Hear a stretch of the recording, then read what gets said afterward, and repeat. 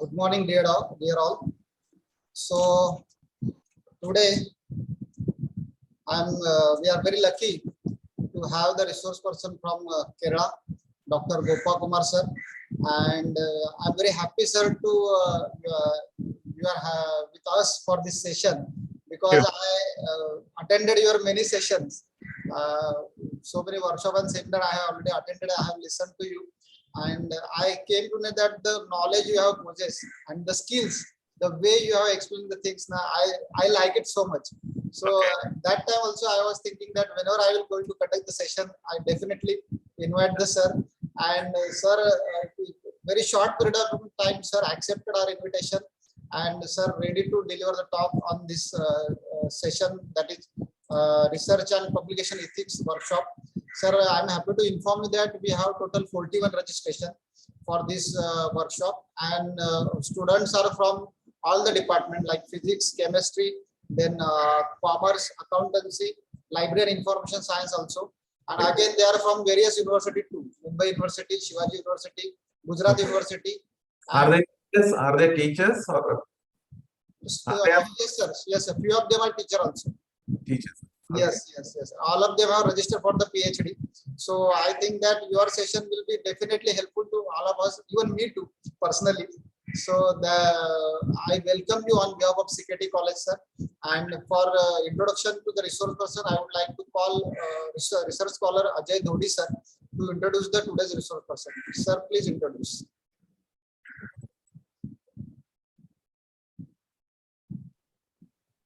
Thank you, sir. Myself, Ajay Yashwant Dhodi, research scholar from KBV College, Washi. Respected sir and research scholar, today, fourth day of 1 week national level workshop on a research and publication ethics course for awareness about the publication ethics and publication misconductance organized by C.K. Thakur ACS College, New Panvel. To give me an pleasure to introduce and welcome the resource person, Honorable Dr. Gopakumar V. Dr. Gopakumar V is present the University Librarian at Kerala University of Digital Science, Innovation and Technology, Thiruvananthapuram. He was the University Librarian and Head of Department of Library and Information Science at Goa University. He was also the chairman for the Board of Study in a Library and Information Science and a member of Academic Council of Goa University. Dr. Gopakumar V has 37 years of professional experience as a librarian. He has worked in a various colleges in Kerala for 26 years.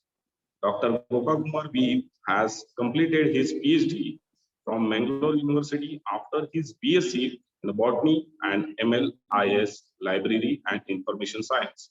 He has expertise in various library-related softwares and digital contents development softwares. Dr. Gopakumar has expertise in several software related to the academics and digital content creation.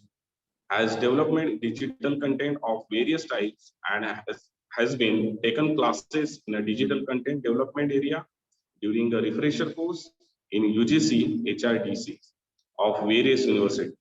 He has 27 years articles, 3 books of his credits. He has translated 2 Kannada novels of Dr. Shivaramakant to Malayalam. He has organized several workshops, refresher course, and 3 international conferences, namely Caliber 2011, Library Technology Conclave, and IQL 2018. Presently, he conducts digital literacy enhancement course for working librarians, which has got lots of appreciation from all the companies. Thank you, sir.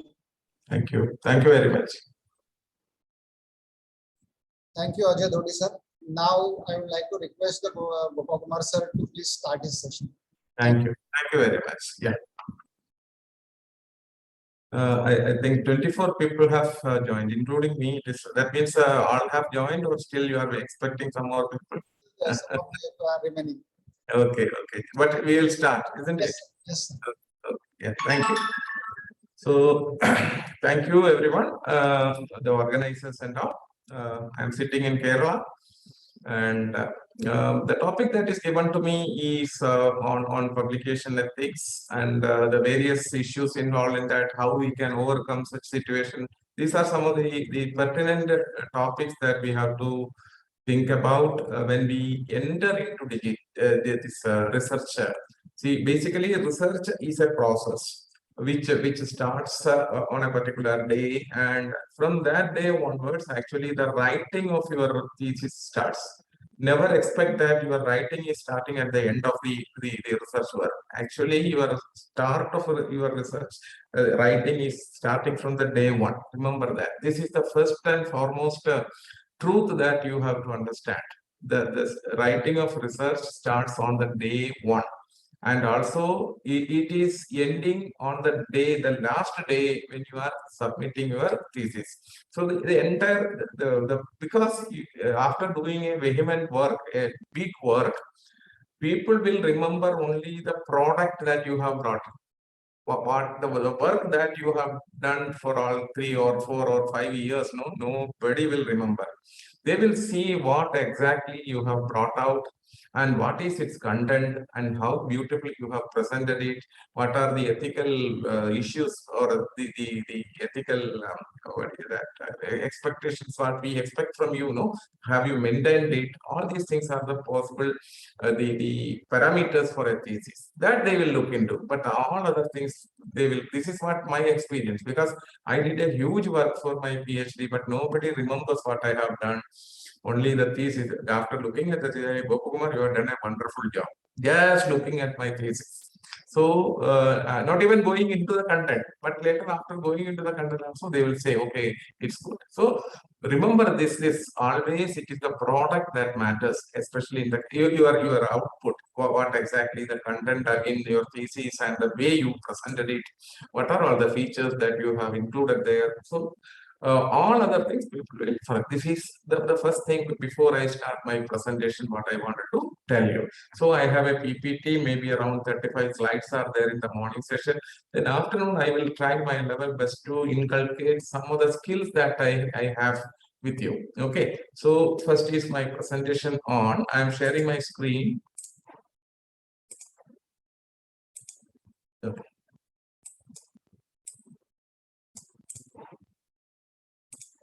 So this is it.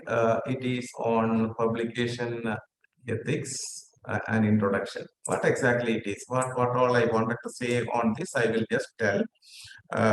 Basically, when we start doing a research work, in between the research also, we will find something new, some new information, some new knowledge we will find out. So while doing research itself, it is your duty to publish. That is why UGC also told you every year at least you have to have two publications, and it should be of quality. It should be published in quality journals. That's what UGC expects from you people. So it is not at the end, fag end of your research that you have to publish. In between also you have to publish. Why is it so? Because the new knowledge that you created, you should get the credit for that. If somebody else gets the credit, no, because they might also find out this. So better that you get the credit for that. That is why you are supposed to publish whatever you find out in between your research also. And some people, they take these findings in between to conferences and all. Anyway, that also is a better method. So publication is part of research. You cannot avoid publishing while you do research, and also later on when you are in academics also, you have to do some sort of research and publish. Anyway, why do scholars publish their findings? What is the purpose of publishing the findings? Basically, a research article is the publication of your findings, the research output. That is what you are, that is actually a new knowledge. So scholarly publications add to the body of knowledge. When you actually find out something new, no, you are actually finding out new things and you are publishing it. Okay, you are publishing something, some new knowledge, and it is getting added to the body of knowledge in which you are involved. For example, if you are from library science, the new knowledge that you created is adding to the body of knowledge of library and information science. And publishing is a key way for others to validate their work. The moment you publish something in a journal, many others will read it. When they read it, they will identify some flaws, some mistakes in your writings, and they can inform you so that it is getting validated. It's a value addition process for your publication. So do publish because it is getting validated by others. Okay, that's an important thing. Then scholar becomes recognized expert in the field. In the field in which you are involved, when you publish, more people will come to know about it. Then you will be called as an expert for many other things, like some workshop is there, some conference is there, because they come to know that, yeah, there's a person who did a lot of work in the research on this area, so you will be called as an expert. So your esteem in your community becomes higher and higher, and your findings will help develop or improve on an existing policy. What does it mean? Your findings will help develop or improve on an existing policy.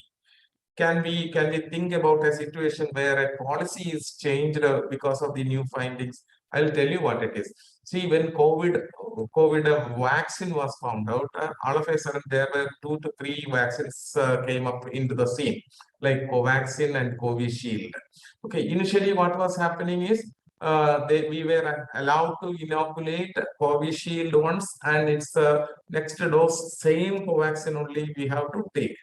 Same is the case with the Covishield. So if you take the first dose as Covishield, second also should be Covishield. This was the initial policy of the government. Government of India told every state, allow people only to take the same set of the vaccines. But what happened is, in between the doctors involved in this, they do research. They do sort of research. They inoculated the vaccines in a mixed form. Like in the first dose, if it is Covishield, the second one was Covaxin. So they did it in a massive way so that they can generalize the finding. And they found that by mixing up of the vaccines, the immunity level of the patients with whom they have inoculated the mixed vaccine. Mixed vaccine means dose 1 is one, dose 2 is a different one. Like that, when they inoculated, they found that the immunity level is better than if it is inoculated, the same set of vaccine are inoculated in both times. So this finding they told to the government that this can be generalized. Yes, by mixing the vaccines, we are getting a better results. Why don't you change the policy? On getting this node from the scientists, government all of a sudden changed the policy. You may be knowing now you can even mix up. If it is a Covaxin in the beginning, you can take a Covishield in the second dose. So that's what it is. So your findings will help develop or improve on an existing policy. Same way, many things government take from scientists based on their research and generalizations. They will take the results and they will adopt it. They will adopt it. That is it. Then publications will help a scholar advance in his or her career. You know that in government departments, especially for teachers and all, there is something called the career advancement scheme. So when the applications are invited for career advancement schemes, you know what will happen is people will have to present what all you have published, what all the work you have done, what are the extramural works or what that the work with the students, what all you have done, everything you have to make a document and submit. So same way their publications have a very big role in giving you a promotion to a higher level. So to advance in your scholarly career, you need to have more and more publications. You need to have more and publications. Then scholar gains inner satisfaction. That's very important. Whatever work we do, we should feel happy about it. And the moment, I still remember the moment when I saw my first article got published in the journal, and I was so happy that to see that my name along with my guide is appearing in a journal article. So that's it. So we derive a lot of inner satisfaction by getting our things published, and like that many more things, many other reasons why people publish. So these are the major things, major reasons why we publish it. Okay, that's it. Now let us go ahead.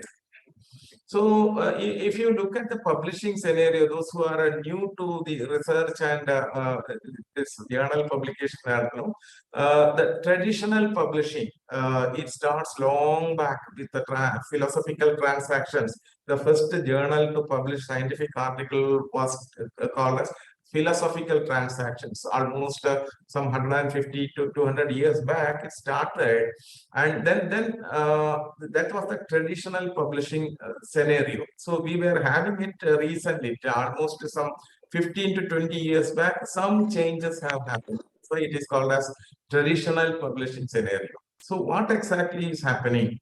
How things are happening in the publishing field? This is what I am going to explain. You will easily understand what it is.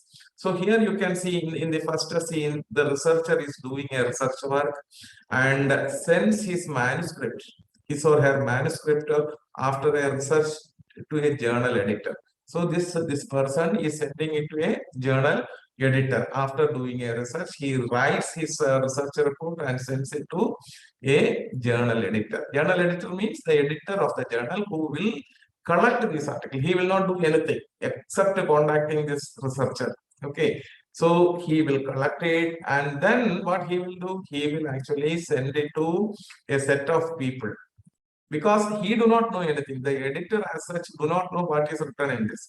So there are some experts who can evaluate the quality of the article, and they are called as peer reviewers.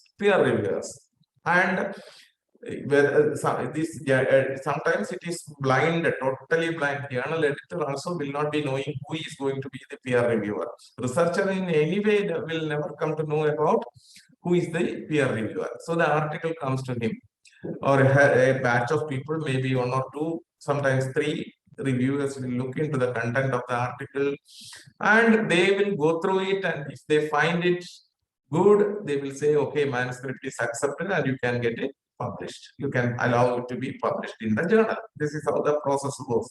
And if they find that some errors are there and it can be revised, then it will be sent back to the researcher. And if they find that the same article, the content of that article has been published some days back, naturally it will be rejected also. Okay, they find some mistake, some copy paste and all. No, if they find, they will outrightly reject it. So it comes back to the researcher. So this is the process. And once it is published by the manuscript is published, it gets published. No, the libraries of all around the world will subscribe this journal. It's not mandatory that everyone should, but I'm suggesting that it is getting a global access. When it is global access in the sense, when the journals are subscribed, people get access to that articles, and again the researchers will use it for further research. So it comes back again like this. So you can see a circular thing. So this is the traditional scholarly publishing scenario. And if you look at this, the researcher is an academician. Most of the journal editors are academicians. Peer reviewers are academicians. So all these processes are managed by academicians. When it is get published, this is the place where the publisher comes in. And when it is published, the librarians, again academicians, and then researchers, again academics. So if you look at the entire cycle of scholarly communication, only at this place the publisher come. All other things are managed by academicians. But our work is being used by these people to generate money. So because the total money that is generated out of the publications is going to these monopoly publishers. They take away the money. For example, you may be knowing about the Elsevier journals. Elsevier journals are actually collecting for their 10 subject collection more than 1 crore 35 lakhs in the present year. Current year, the negotiated rates come to 1 crore 35 lakhs. What a huge amount from our exchequer. Most of the universities are paying this amount, and the whole amount goes to them. And none of these academics, again, we have to spend money on our own research. The universities are spending money.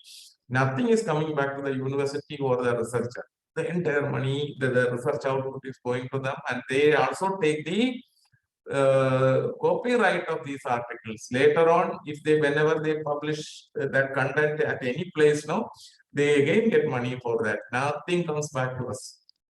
So what is the meaning of doing this? The entire work is done by us and the money is. So we signed this in almost 20 years back. They thought that no, we have to avoid this situation. Monopoly of this publisher should be avoided. So we have to do something. How can we come out of the clutches of these publishers? That is what they thought, and they decided that publishers, the scholars themselves should publish. We have to publish. We need not get involved with these people. Publisher we can avoid. Is it possible for us to publish? That was the question. So what exactly is happening? Whether we should we should accept ourselves to publish or not? Can we publish? Are you a publisher? If I ask you, what is your answer? Are you a publisher? Yes, all of you are publishers. Why? Today morning, I know many of you might have sent good morning messages to your friends. You might have uploaded your picture, your messages. You are attending a program like this. All this information you have uploaded into the Facebook, the Instagram, or whatever media that you are having access. You might have informed these things. So people will come to know. That's what publication means.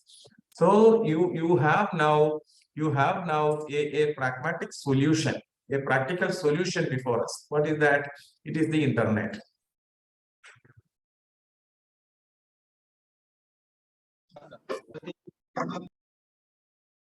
Yeah. Any issues?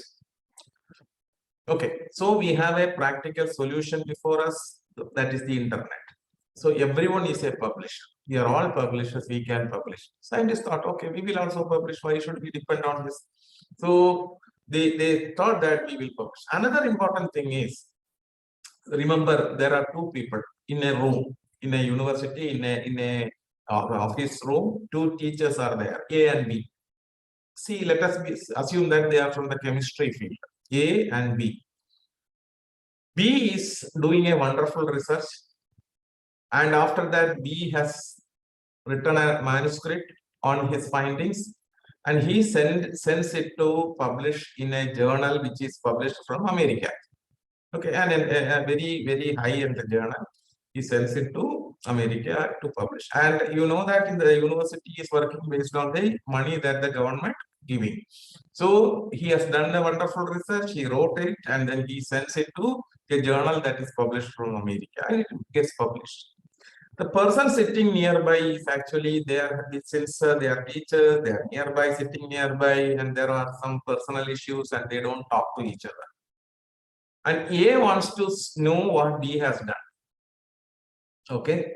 But B is not giving a copy of his article or telling nothing, but he claims that he has done with everyone. He says, I have done a good research and it is getting published in a journal published from American Chemical Society. So he wanted to know what it is. A has no way. So he approaches the librarian. The librarian says, okay, let me see. Then he checks on the internet and finds that to subscribe for this journal, you have to pay $1,800 for a year. My God, librarian told, no chance. This is only for a single use, and we don't need this journal here. So we don't have that much of money. So you cannot subscribe for it. So totally A is not able to see what the person sitting nearby him is doing. The research is published, the report of the research is published in a journal which is published from America, which the librarian is not ready to subscribe for want of money. So think about a community, where a society like that of us, where we are gradually developing, we are gradually developing, and we want to know, we want to subscribe everything, but we don't have money. So India somehow manages. Think about other countries like Africa, America, and all. Sorry, Africa and the other underdeveloped countries. It is very difficult for them to get access to these journals. Okay, so all of them thought that we should publish somewhere because internet is free. We will subscribe, and that type of a publication, openly publication without any restrictions, no money collected, nothing. The research is published published in proper platforms on the internet, so that there is no hindrance, there is no stopping. Anybody wants to see it will get to see it. That concept is called open access publication, open access journals. So people are ready to publish, and there are now almost 13,000 journals are there on various topics. Journals are there. I will show you where exactly it is available, and these journals are freely available. You can anytime access them, and here the peer review occurs. Peer review is actually occurring prior to the publication. Prior to publication. What does it mean? Peer review, maybe 3 or 4 people will be reviewing it, and then if it is acceptable, it gets published, and then all others read it. So the certificate of these 3 people is the reason why it is getting published. If they have not done proper review, then the content that is coming up here is actually we cannot say that whether it is correct or not. Only thing is, it depends on the seriousness with which these people review it. Anyway, they are being academics, they might be doing a good job. We can expect that. But here, the problem is only 3 people see it and then it gets published. Now, think about the other way. This publication comes here. The moment it is received by the journal, he publishes it, and the review comes later. That means it is openly published, and the review comes later. Anybody, for that matter, can see it and say something good or bad about all the journal that article means. That is a good scenario, no? Don't you feel so? So what I'm saying is, an article that you write, if you are getting a chance, you publish it, and below that you are allowing everyone to comment. So people will read it and they will say, okay, this portion of your research, this research says whatever says, no, I have done the same research and then I found a different answer. Like that, many people will see it. Okay, so there is an option that, so the minimal review that is happening when it is reviewed prior to publishing is changing to a multiple review after it is published, and the researcher should be allowed to revise it based on the comments that is coming if it is good. So that if the comments are good, it can be revised when and where it is required. So that's it. So that type of a provision is there, and that is called, here it is, post-publish peer review. Post-publish peer review. Your peer review is done after the publication. So here there is a website. I will just share that website. f1000research.com. That is the website where this type people are allowed to publish without a peer review, and review is happening after it is published. So let us see that website.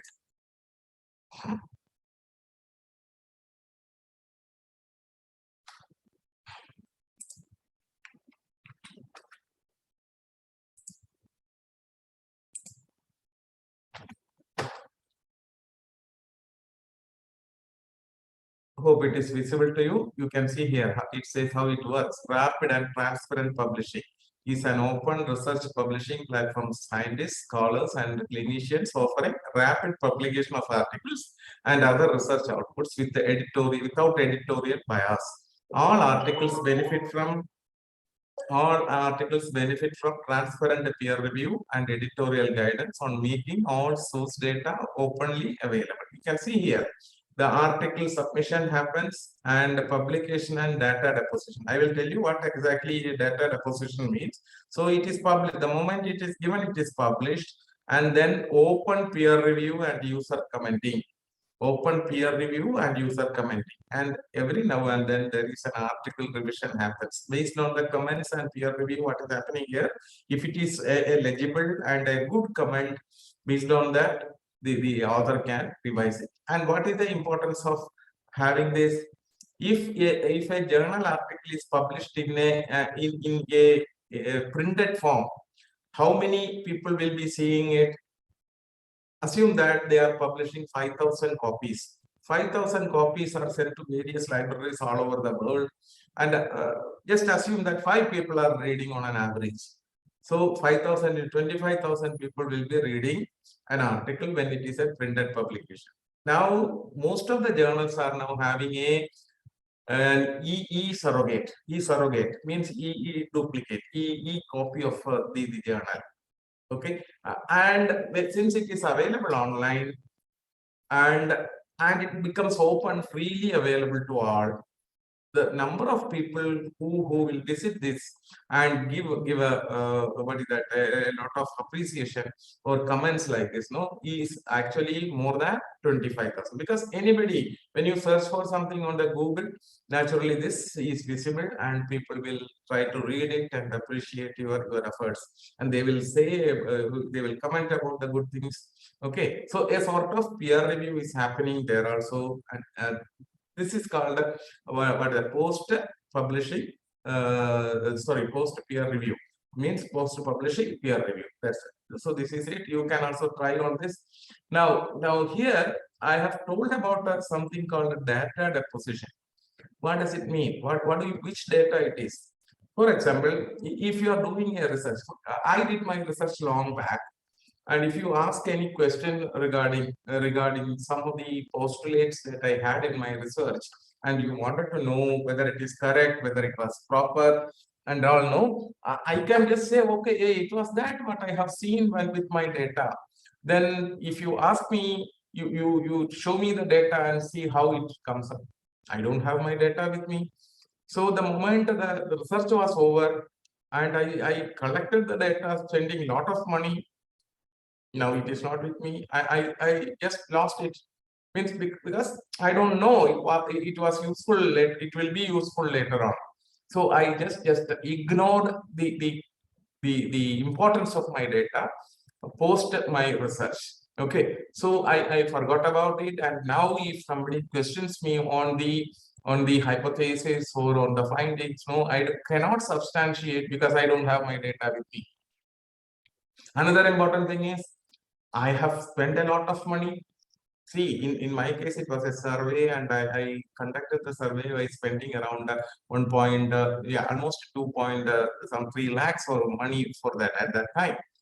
So that much of money when I spent it, and in other cases, a person working in a university will be doing a research, utilizing the facilities there.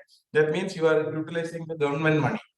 Okay, and after that, you are getting a lot of data. For example, in the case of chemistry and all, you will be taking electromagnetic spectrum and all of certain substances, and then you will have to deal with that data only you will be using for explanation.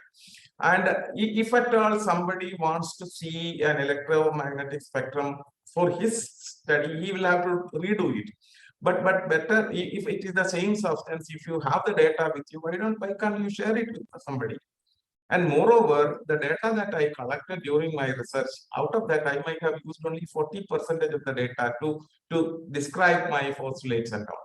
The 60% of the data will remain unutilized. In most cases, it is the same. We might not have used it at all. And if you keep it at a place where it is possible for others to see, like an open access article, open access data is available, that can be possibly taken up by somebody else. They can use it, and also they can give citation for the data. That will be a great job if you can save your data at one place, and that is called research data curation. And more than that, the funding agencies in the Western countries are now expecting the researcher to keep the data intact for future use. If you don't agree for that, they will not allow you to get a funding. Okay, that is funding agencies. Now, publications, when it comes to publications, most of the Elsevier journals are now expecting the researcher to submit the data that is linked to the article. So if at all you are reading a research in Elsevier journal, you can see that there will be a link that is taking you to the linked data, the data that is used for the research. That means you can even download it free of cost. You can also use it and check whether what he has told here is correct or not. So here we are keeping the articles open, we are keeping the data open. So together it makes entire science open. That is called open science.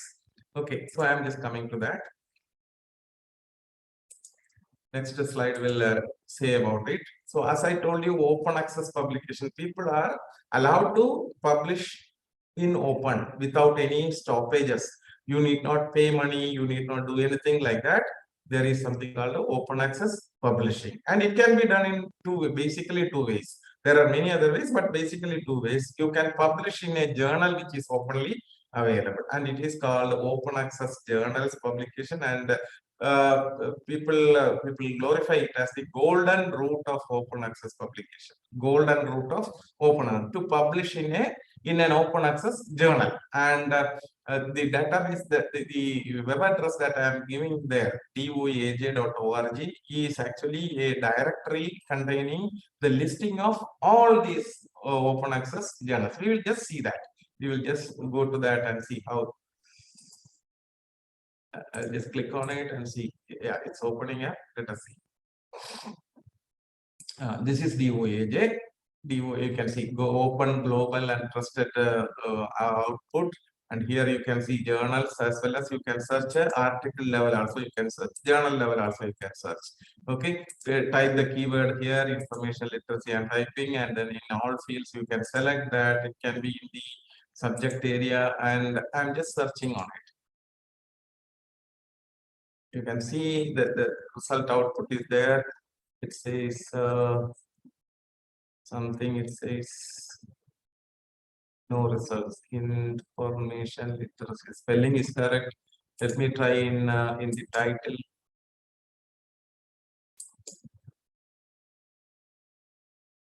Yeah, you can see here, Journal of Information Literacy. There is a journal which has a lot of, will be having a lot of articles. Communications in Information Literacy. These are some of the 3 journals that I have seen, because I searched by the title of the journal. 3 indexed journals were found out. And people feel that because it is open, because it is published like this without anybody's interference, no, you may feel that no, it's of no quality. Nothing like that. These are the journals. They are all having peer review, all the good processes, validation, everything is there. So you can also publish in these journals, published or listed in the DOAJ, and you can see how many journals are listed there. You can see 12,249. Okay, journals without APC, means article processing charge. Without collecting any money, there are 12,249 journals are there. Altogether, it is 17,563 journals are there, and this is coming to 7 crore 43 lakhs 54,071 articles are also there. You can see it is coming from various countries, 130 countries, and it is in 80 languages. So if your library can link it in your website, you can claim that you have access to 12,000 or 17,000 journals. 17,000 journals you have access. When the NAC team comes, you can just give this link and say that we have access to 17,000 journals. Nothing wrong in it, because these are all very good journals. They have very good quality. Why I am saying this is, up some 5 years or no 3 years back, they found that some of the journals are following what is that some bad practices, like okay, so they don't have proper what is that review and all. So they removed such journals from almost 3,000 journals were removed, and they revamped the entire website, and that's how it's a wonderful website having all these journals really available. You can make use of for your research this database, and you can download the metadata of all the articles and also the full text of the journals from this particular database, DOAJ. Okay, I'll go back to the presentation. And the next option is green route of open access publication. Same way, the articles are published in open access journals. But for example, if you are working in a university, the university can maintain a digital library for yourself, and in that, if you can publish the article. Mostly the articles prior to getting published in journals, the preprints are allowed to be deposited in this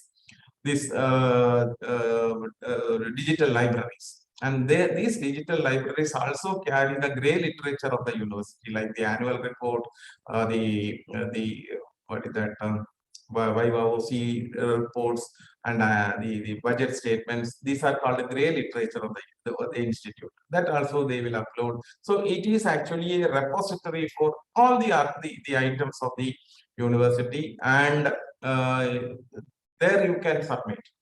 And what has happened is there is a story to tell. When I started this for Goa University in 2013, many teachers objected me, Kumar, no, we cannot publish the articles in this because we are actually part of a proprietary journal, and if we publish, these people will not allow us. They will say so many things. Okay, chalo, they were not allowing. But gradually, what I did is I approached the Vice Chancellor and asked him to send a circular. And I also collected the metadata from various sources and updated the entire database with only the metadata, not the full details. Okay. And then what happened is, this was listed there and people started coming to know about these articles. But then started the request coming to the library asking for the full text of the article. Then along with that, by within 1 or 2 years, our faculty members started getting more and more enhanced the number of citations for their articles, and they understood that because of the openness of their articles in this database, they are getting lot of citations. So that helped them to actually they were prompted to publish their articles into the repository, and I can show you that repository also. This is IRGU, Institutional Repository of Goa University. Okay, document retrieval services. Let me open it. Yeah, this is it. You can see IR at Goa University. And basically another issue also has happened. Here you can see the departments are classified. For example, if I go to social sciences, you can see library and information science. In that there is one I conducted a survey among the students about the eligibility or the adaptability to e-learning, whether they are able to do it or not. So it is available online. See, the full text is available. Anybody can easily go there and open it and see. And now if you see here, you can see in this department, when you take the entire university as such, here there is the list of the teachers and their publication number also. So his number is here, Srinivasan 291. So this person alone has 291 articles. Second person is only 163. So like this, in this ladder, people wanted to come to the top. So they are actually trying their level, and only 10 people are being shown here. So if your numbers are less, naturally it won't be visible there. So people try to come to the top of the ladder by trying to add more and more articles. Now what is happening is, the moment something is published, the librarian gets a call saying that, hey, Kumar, your article is published, why don't you upload into your IR? Earlier, these people only have stopped me from publishing it. So that's the difference. Why is it so? Basically, this thing is there. Their list is shown there. Next is they are getting more citations. Okay, so this openness helps the articles to be more visible, and visibility is an important thing. Without that, it is very difficult in the information explosion area. You know that it was very limited publications. If you think about some 20 to 25 years back, whatever is published from America or Japan, no, to reach India, it might have been taking around 5 years. In fact, the access was not at all there for many of the publications of the Western countries. Now the situation is different. At that time, it was difficult for librarians to serve people, whereas now the issue is the other way. What is happening? The moment something is published anywhere on the globe, it is available on your desktop. That is the important. So a lot of things have changed, and now it is information explosion. So much of information in front of you, and we are struggling actually to make indices for all these things and to show you these are published, these are published. Okay, so librarians are struggling a lot to identify these things and to present them before you. And most of you are now able to do it you on your own, because the interfaces of these systems are easily accessible and they are even user friendly, so you yourself can access to these information sources. But the number is so huge, and it makes it so difficult to identify these things in the way you want it. It is becoming very difficult because of the information explosion. So these are some of the repositories that are created like this, and each of the universities in India are having such repositories.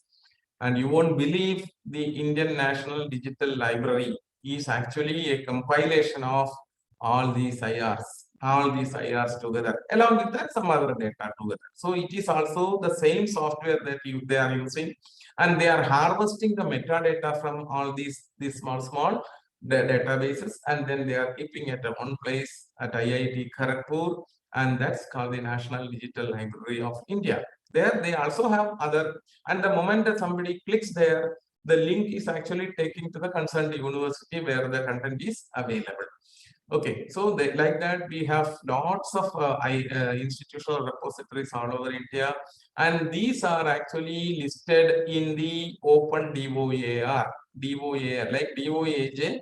This is DOAR, Directory of Open Access Repositories. Let us see that also.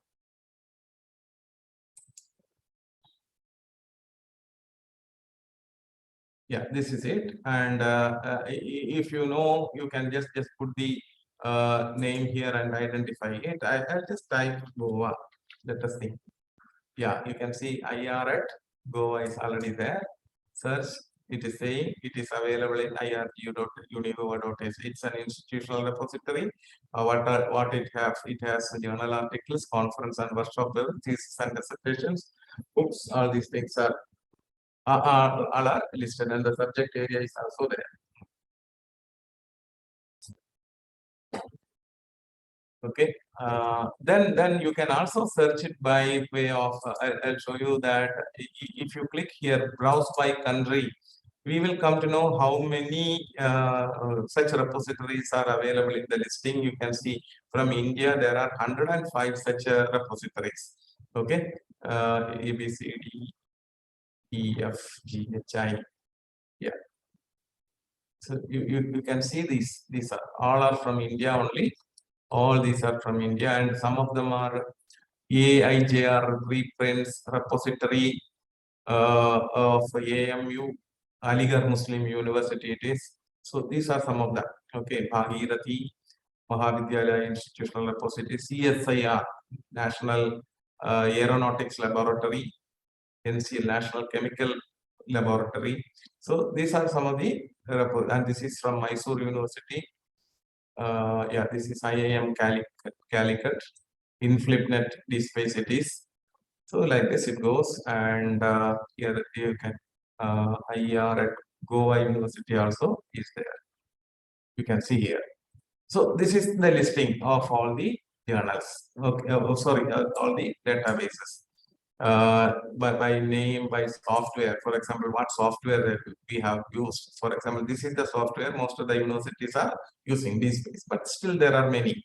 All these softwares are used, and the statistics also you can see here. Software platform, subject content, which subject is the most, science is the most deposited content, growth of open, see how it is growing.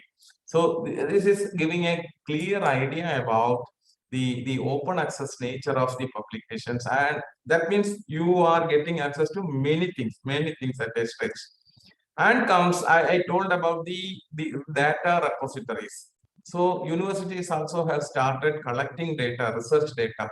Suppose you are starting with your research work, okay, that time you will start collecting data, literature, all those things, many things, many PDF files you will collect, many data you will collect, and all these things are required for you at the time of writing and all. Okay, I told you, actually that is why I said writings are from the very beginning.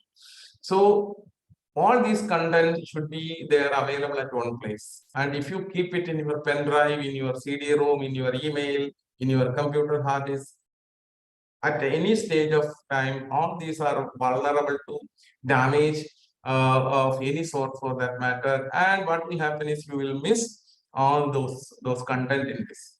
So to avoid that situation, you will get embarrassed on that day when it is missing. So you need some web space where you can keep this. Web space in the sense it should be a freely available searchable database, which is, if it is available to you, you will be very happy.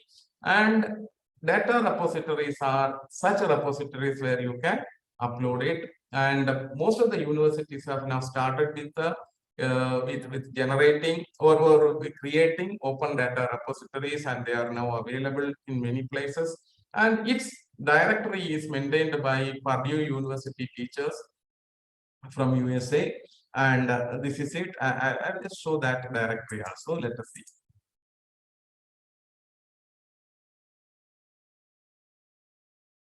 Okay, it's coming up. And this is re3data.org, registry of research data repositories all over the world. Okay, so here there is an option to search by country. Subject, you can search. Suppose if I click on subject, let us see what is happening. So it says these are the subject areas, and if you want to know about economics, I'm just clicking on economics, and there are subject areas: economic and social policy, public finance. I'm just clicking on public finance.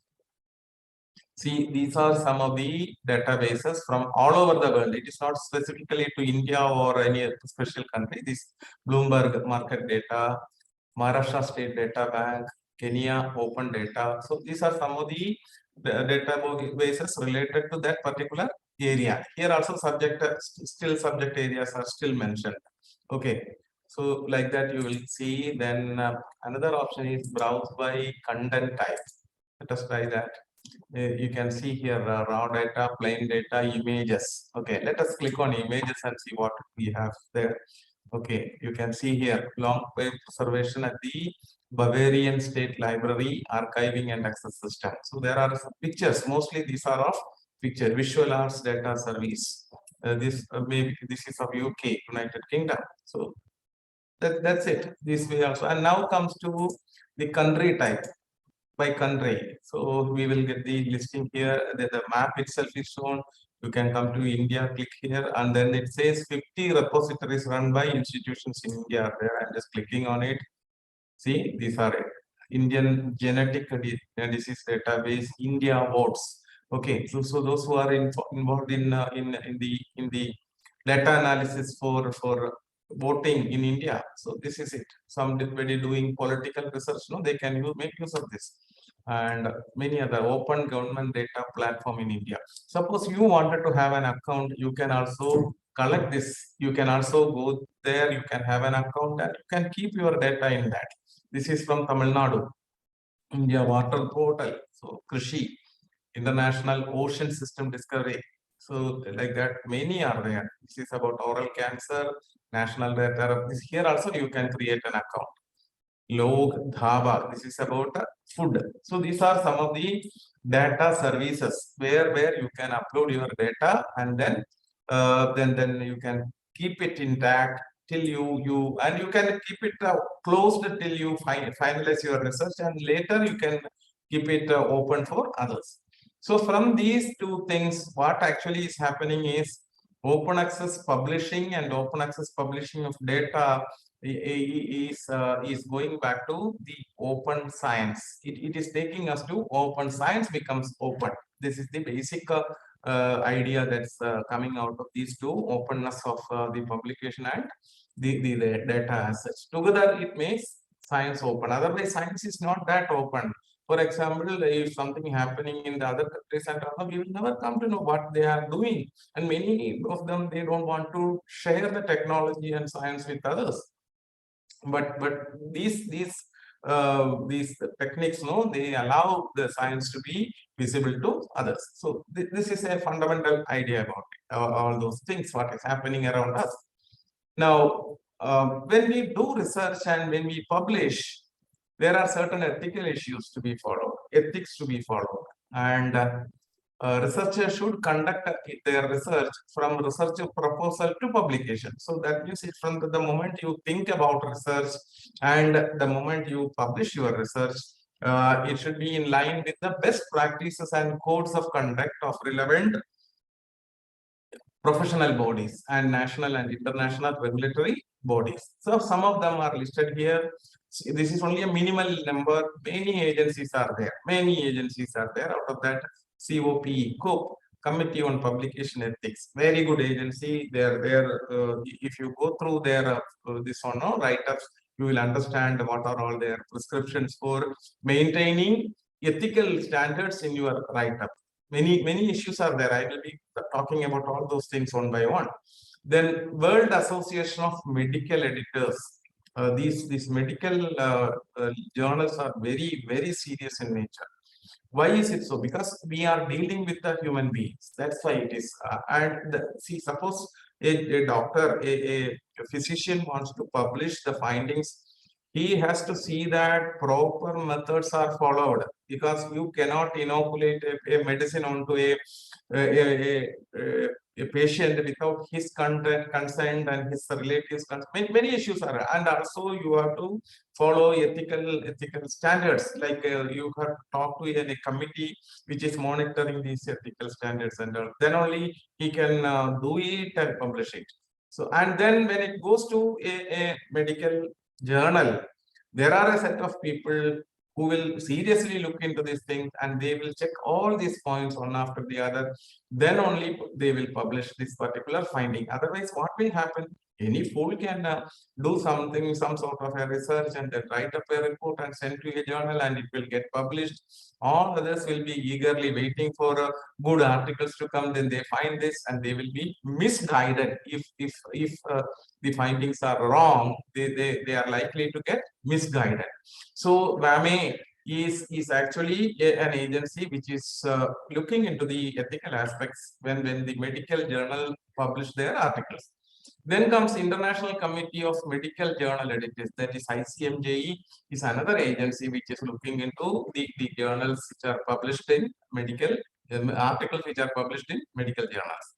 And also, you know that UGC has come out with a list earlier for where the faculty members can publish.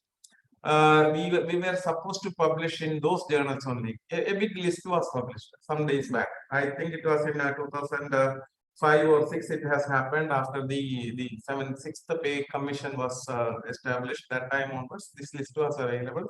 And what happened is people started publishing in those journals only. So all of a sudden, these bogus journals people, what they did, they also got enlisted in that list by paying somebody or through some bogus means. They got into the list, and we got a huge list with all these what is that, journals which collect money, or predatory journals, or clone predatory journals that take a lot of money from us without doing a proper job. What is that proper job? When a journal is accepted by a journal editor, it should be subjected to peer review or validation. Its value addition should be there. But these people, what they do, any junk they get, no, they will publish it. That's not a fair practice. That's not a fair practice. So it happened. So many people started publishing it in journals which are listed there. And what happened later on was it became a business as such. And the present UGC chairman, along with some teachers in the library science department of Pune University, they have come together and they found that this is happening. They wrote an article about this got published in Nature, and there were several discussions on that. And UGC was convinced that there is something wrong happening in the list. So what they did is, all of a sudden they removed that list and they brought in the UGC. This was a document on that's a different thing, but they brought in the Consortium for Academic and Research Ethics, CARE, Consortium for Academic and Research Ethics. Okay, so they told that you can publish only in these journals, which are listed in the UGC CARE list. Okay, I will be showing that UGC CARE list to you. Don't know whether somebody else have shown it or not, but I will try to show and explain about the UGC CARE list. And also, the UGC has come out with a document where they say that if the percentage of similarity in your research report is exceeding a particular limit, you will be fined or you will be removed from service. All these things are mentioned in that particular journal, that document. It is available in this particular link. So these are some of the developments that have happened in India. Now let us see what are all the various publication ethics and publication issues that what are there, and how the journal editors will identify these issues, and how to identify a good journal for publication. So these are some of the issues that will be discussed in the forthcoming slide. I will just explain these things and go ahead like that. So publication ethics, moral principles that govern a person's behavior or the conducting of an activity is called ethics. So whenever we are in a situation, for example, you know that we are discussing over a Google Meet now, and it is not supposed to the people who are listening to the person who is speaking to not to open the video and talk from that side, that it will disturb the entire the system. Okay, so we are maintaining an ethics that we will switch off our what is that, mic as well as the video, so that the proper communication happens without much interruption. That's an ethics. Because of the insistence of the others, we are doing it. And also many people do on their own. They will not switch on unless it is mandatory or unless it is necessary to ask a question or something. They will switch on the and that is, ethics have already come into us. Initially, it was not like that. People will just press somewhere and they talk, and it was a mess happening. Now, all over India, not only all over India, it is on a global basis. People understood that in a meeting like this, we have to keep silent and we have to keep our videos closed. So that ethics, it's a behavior pattern. Same way, when you publish articles, you have to have a behavior pattern to be developed. Okay, so let us discuss on these ethics involved in scholarly publication. What all we have to do and we should not do. In fact, more than what we should do, what we should not do is mentioned in this slides mostly. Okay, first is data fabrication or data falsification. Then duplicate submission, publication, and redundant publication. I will come to all these things. Duplication of text and figures, authorship issues, undeclared conflict of interest, and other ethical problems. So let us see what they are. First is data fabrication and falsification. Data fabrication, this concerns the making up of research findings. Okay, a person who can dream well can do this. He just dreams that I have conducted a research and I have found out some people, I talked to them, I got this data, and I have, you can call it as a survey. Then based on that survey, I got these results. So everything without conducting an experiment or an observation or a survey, he creates everything. He fabricates everything and then sends it. That's possible. Many people are doing like that. Okay, nothing is done, and but he proper because of his language control, and he can do a proper research like thing. He can write about it and then send it to some publisher. And sometimes who will get into the detail whether he has done it or not. It may get published also. So that type of a thing without doing a research. If you fabricate things as if you have done the work, that is called the data fabrication. You are not supposed to, as a researcher, as a faculty member, or as an academician, you are not supposed to do data fabrication. Over. Next is data falsification. False data. Manipulating research data with the intention of giving a false impression. Okay. See, in a library, the question was asked to identify the use of your library, whether the library used properly or not, or what are the reasons. So one question was there, whether the staff of the library are cooperative or not. So when the result has come, it was found that majority people are saying that the library people are not cooperative. Okay, so you got the as a librarian, he do not want to show this to the authorities because it is actually a negative remark. So what we can do, what the person will do, he will provide a false data because he don't want to disclose it. So this is actually a manipulation of the data or falsification of it. Even though it is it's the result was negative, he wanted to make it positive as to help himself. Okay, and this includes manipulating of images. I have seen people photoshopping. You know, Photoshop is a software to edit pictures. So a person has done a research on a particular chemical where the metallic content was sodium. Sodium, I don't remember that compound name as such, sodium something. And for that, he has created a electromagnetic spectrum. And another person was doing research on the properties of a compound with the potassium as a metallic component. So what he has done is he has never sent that material for what is that electromagnetic spectrum because it is costly first of all, and moreover it takes time. So he wanted a quick PhD. So what he has done is he took that this one particular electromagnetic spectrum and put it in Photoshop and changed it here and there, and then presented it in this thesis and submitted. You have got PhD also. So these type of things are happening. These things I have seen. That's why I'm saying this. So it is actually a manipulation of image or data. Okay, and micrographs, gels, radiological images, all these are manipulating it. Then removing outliers or inconvenient results. As I told you in the case of the library, people are not cooperating. That's the majority result. Means naturally we will avoid it to show that the library is working well. So that's also a wrong thing.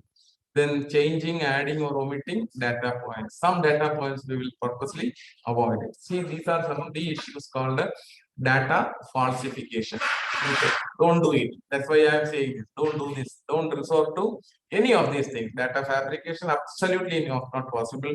Data falsification also is not permitted.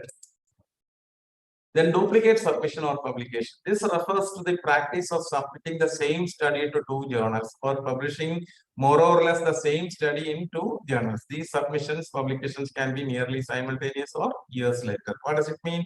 You have done a research, good research it is. You wanted to have more numbers. So what you are doing?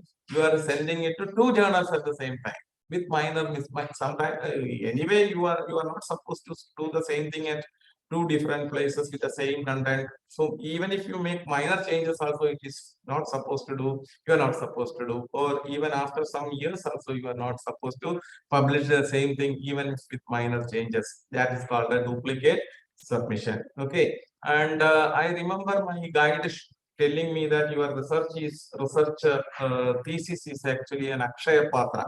What does it mean? Akshaya Patra, you might be knowing in Mahabharata, there is a vessel that was given to Draupadi, and whenever you want food, you can just ask it, it will give you food. Same way, here your thesis is Akshay Patra. What does it mean? You can have any number of articles taken from your thesis. No, nothing doing like that. It is not possible that way. It won't give you that much, and you are not supposed to do also. You cannot have more and more publications from a source because you have done a minimum work only. That work you can publish it in 1 or 2 outputs. So that's it. So duplicate submission or publication is not permitted. Then comes redundant publication, also described as salami publishing.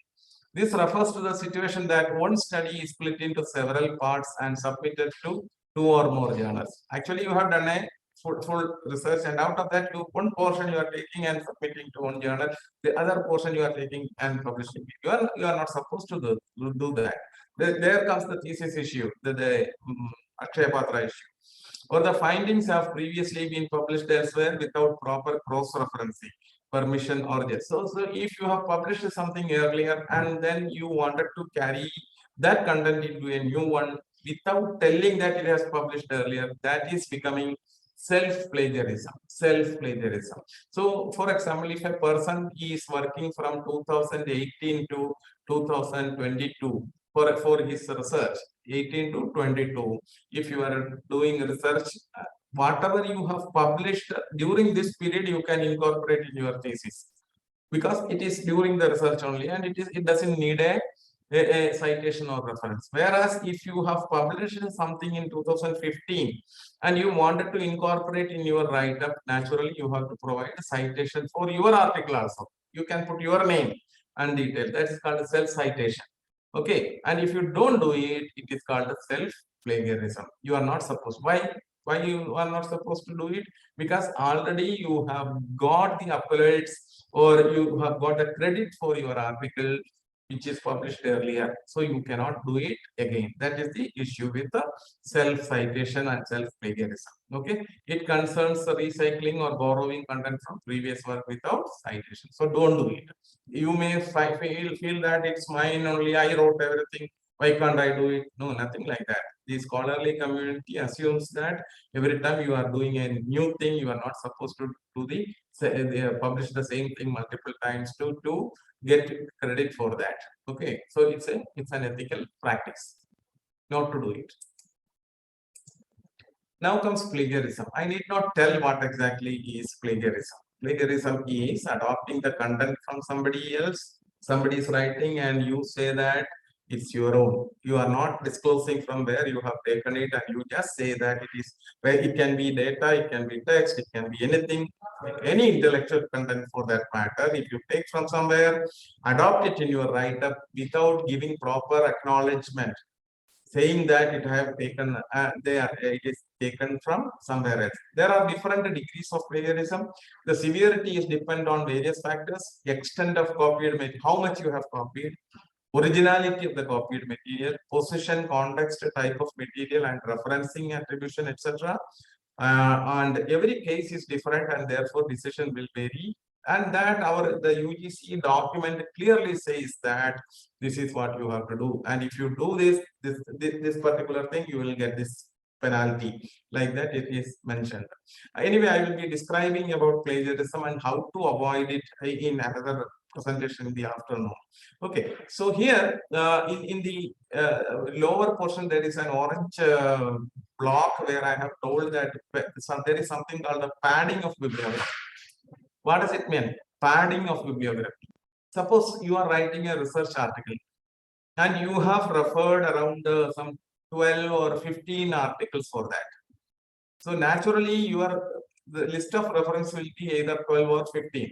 Okay, that's how you have to do it. You are writing a research article, at the end you are providing the list of 15 items which you have really added. But to show that you have done a wonderful work, along with the 15 you are adding 10 more. Okay, so 25, list of 25 items. Those 10 which you never have used it, but you are simply adding to that to show that, or just ballooning up to show that you have done a wonderful work. This is also unethical. Why it is unethical? Because a person who is reading your article at a later stage is being misguided by you. you are telling that this also is an article relevant to your article. Because see, why do you publish? You publish for others to read it and depend on your article for doing further research. And you are actually misguiding them by saying that this article also is relevant to this article. No, nothing doing, don't do this. That's, and many people do this. We write an article, we have to use only those articles which you have actually referred for your research. Okay, that's called the proper working. Then what will happen? You can just publish it. See, in your research also, when you do a PhD work also, you will be doing a lot of references and all. Okay, so you have two lists. One is a reference list and another one is a bibliography. What exactly is the difference? Reference actually have to be those items which you have cited in your research work. Wherever you put in index citation, and at the end you have to have the list of references. Whereas the bibliography is all those items that can come at the end. At the end of the thesis, you can have the multiple pages having all these items which you have referred, just referred, might not have cited inside this article or the thesis, but you have just gone through this. You can list all those things in the bibliography which you have used. So that's the basic difference. References means those for which you have provided the citations inserted, whereas bibliography means what all you have used for your research as such. That's the basic difference. Okay, so don't go for padding. Padding is unnecessary support for making a bibliography, unnecessary adding for your bibliography. Okay, that's it. So plagiarism. Then duplication of text or figures, plagiarism. See, the following listing is designed to make you aware of the various possibilities concerning plagiarism. Verbatim copying of another's work and submitting it as one's own. Verbatim means as such. If you are copying and putting it as your own, no, it is plagiarism. Verbatim copying of significant portions of text from a single source. This happens many a times. Without telling anything, you copy from a single article, lot of content in your research. That is absolutely not permissible. You are not supposed to do. Depend on one article for everything. No, it is not permissible. Then mixing verbatim copied material from multiple sources.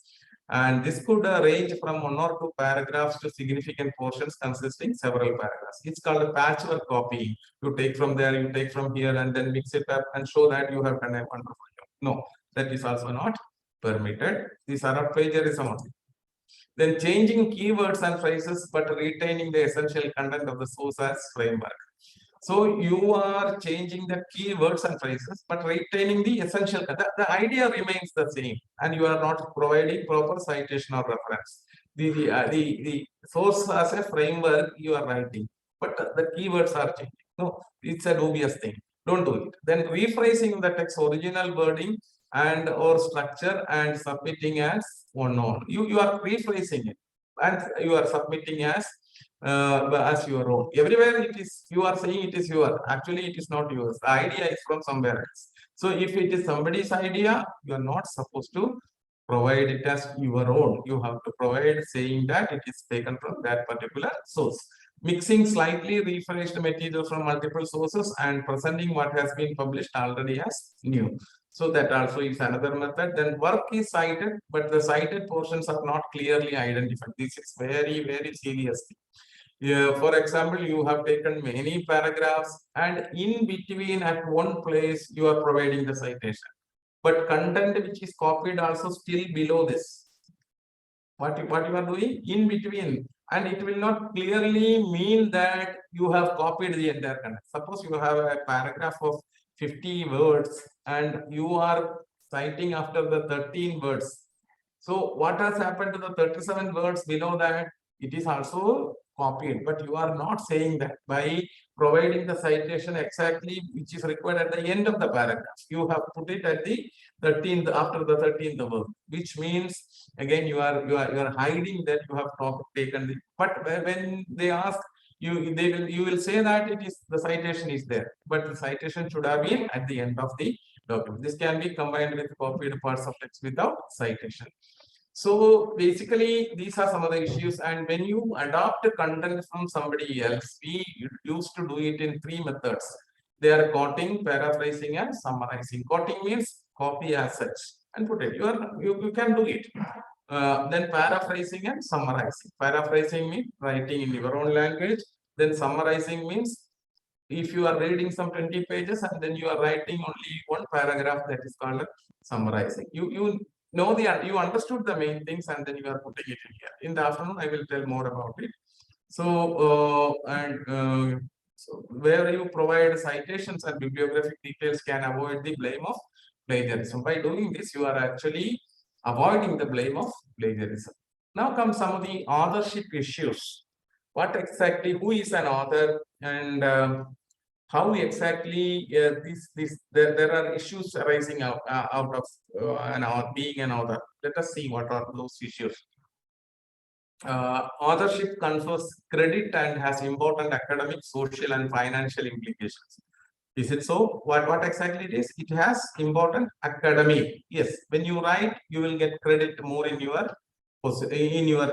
career. Then as people will come to know that he's a good academician. So socially, you are becoming a respected person, and also you have financial implications also. Like if you are having some good publications, good what is that a patent and all, no, naturally it will fetch you some finance also. Then authorship has implies responsibility. Being an author, you are actually responsible for what you have published. Simply don't publish anything. Okay, you have to be sure about what you have published, and you should take responsibility, because later on somebody can ask you, you have published something and doesn't mean anything. What is it? So you are answerable, and accountability for published work. You are accountable for. Who is accountable? The author is accountable. Authors should understand their role in taking responsibility and being accountable for what is published. So you should know, when you publish, you should know what exactly you have to be, what exactly you are supposed to do. That's what we are going to take into. Then who is an author? So to define an author, there are some criteria. An authorship based on the following four. Who is an author? An authorship is based on 4 criteria. So a person who is involved in the substantial contribution to the conception or design of the work, or the acquisition, the analysis and interpretation of data for the work. So a person who is involved in the designing of a project and in the collection, analysis and interpretation of the data, he's an author, still along with other features. Drafting of the work, revising it critically for important intellectual content. So if he is involved in the drafting of the article, and he has a role in the intellectual content, then also he becomes an author. Final approval of the version to be published, and he is the person who is finally saying that okay, this can be published. He is also involved in that. And agreement to be accountable for all aspects of the work in ensuring that questions related to the accuracy or integrity of any part of the work are appropriately investigated. And so you are agreeing that I am accountable for everything. So a person having all these ideas, all these features, should be considered as an author. If he is not involved in any one of this, he is not an author. That's it. So when it comes putting the names of authors, a person involved in all this work is not there. He can go to a court and say that I have done this, but these people are not involved in me. He has a claim. Okay, but he has to prove that I have done all these things. So a person involved in all these things is considered as an author. Okay, considered as an author. Okay, that's it. Then other authorship. In addition to being accountable for the parts of the work he or she has done, an author should be able to identify which co-authors are responsible for specific other parts of the work. So they also should know who are the other people involved in the work. And in addition, authors should have confidence in the integrity of the contributions of their co-authors. They also should be knowing that what are the contributions of their co-authors. All those designated as authors should meet all the 4 criteria for authorship. That is a must. Earlier, I have told about the 4 issues, and you are involved in that. And all who meet the 4 criteria should be identified as authors. So they should have. So if a person is not involved in something, you cannot put him as an author. If he is meeting all of the things, you cannot avoid also. So that is the situation. So anyone is missing, he is not an author. All is there for one person, he is another. That way you cannot exclude a person also, avoid a person.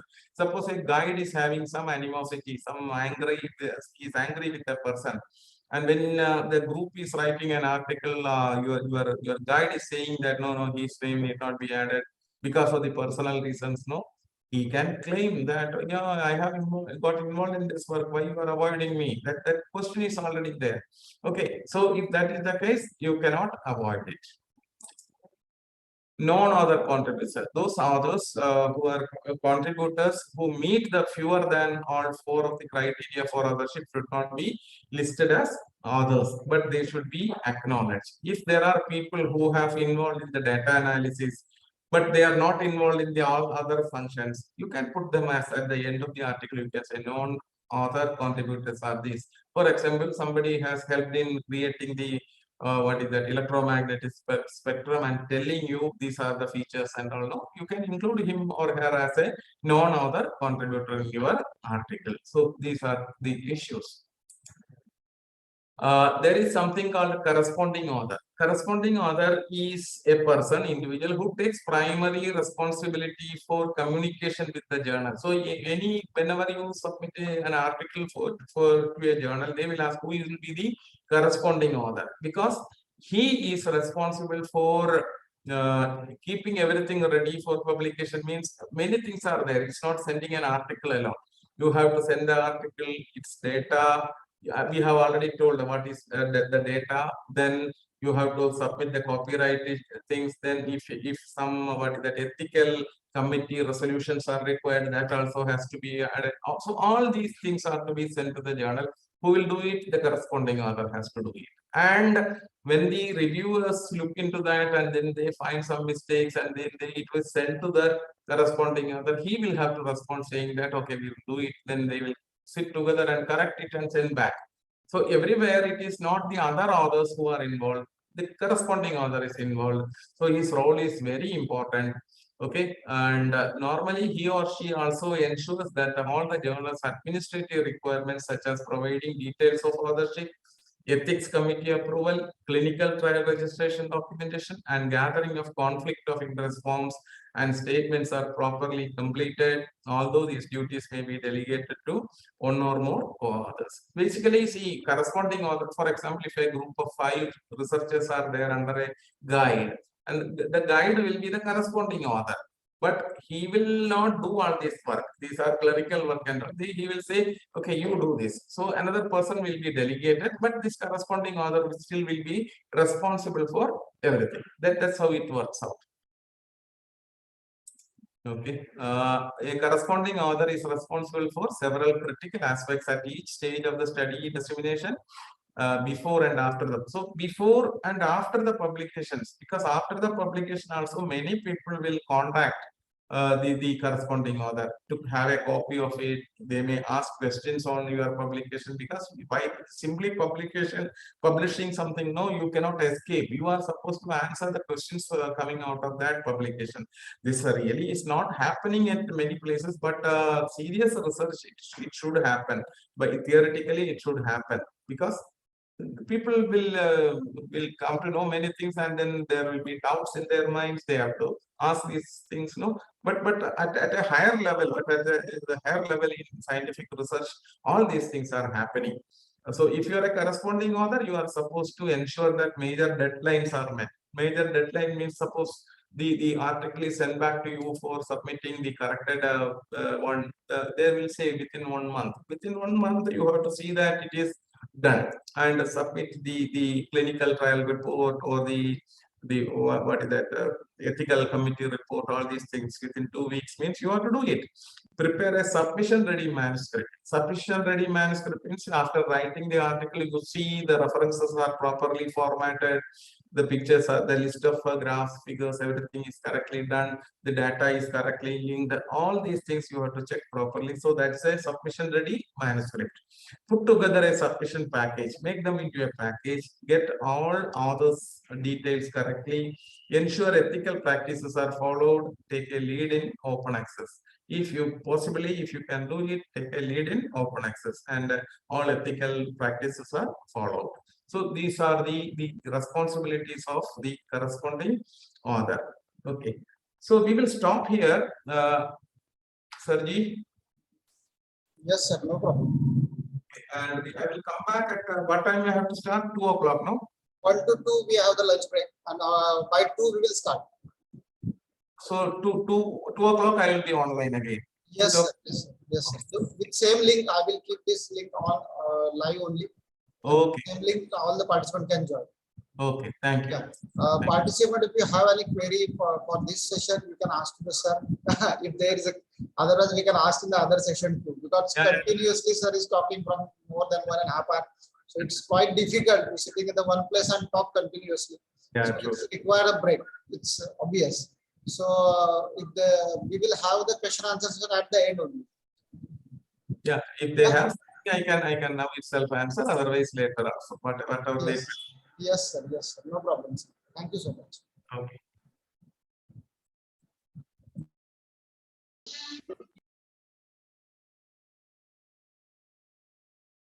It seems there are no questions.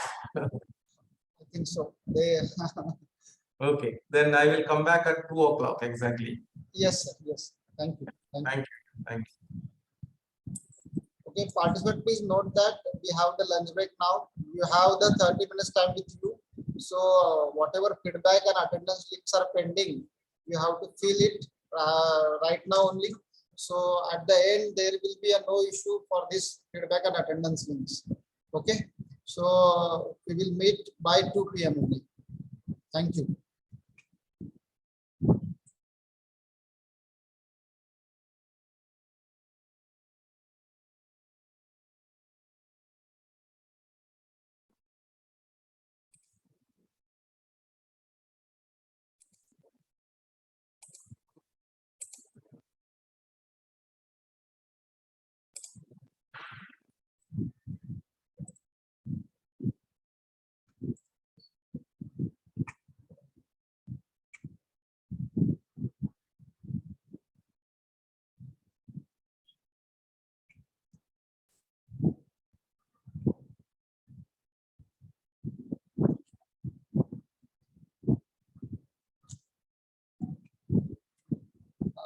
Good afternoon, one and all. I welcome once again Dr. Gopakumar sir, and it's now 2 p.m. only. So we will stick to the time and we will immediately start the session. Let them join other participants meanwhile. So we will start the session, sir. They will. Yes, I'm ready. I'm ready. Yeah. So requesting you to please start the session. Yeah. Thank you.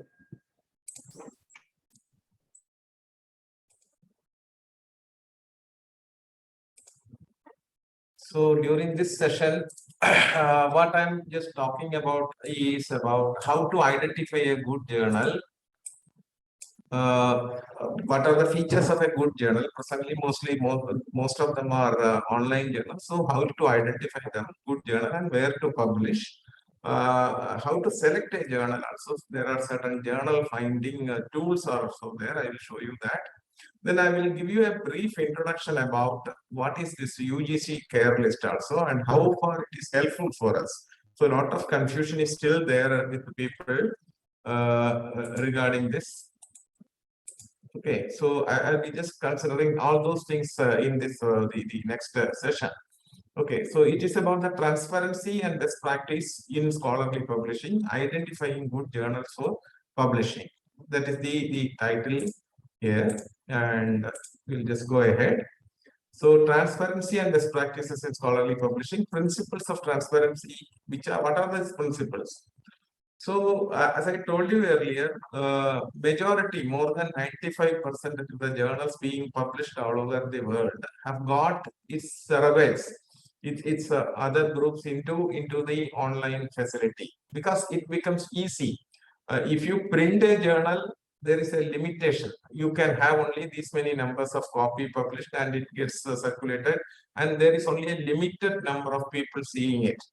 Whereas if it is published online, it gets a wide range of widest, you can say widest publicity as well as widest acceptance because of the availability on the internet. So a journal's website should, including the text that it contains, shall demonstrate that care has been taken to ensure high ethical and professional standards. It must not contain information that might mislead readers or others, including any attempt to mimic any other journal or publisher site.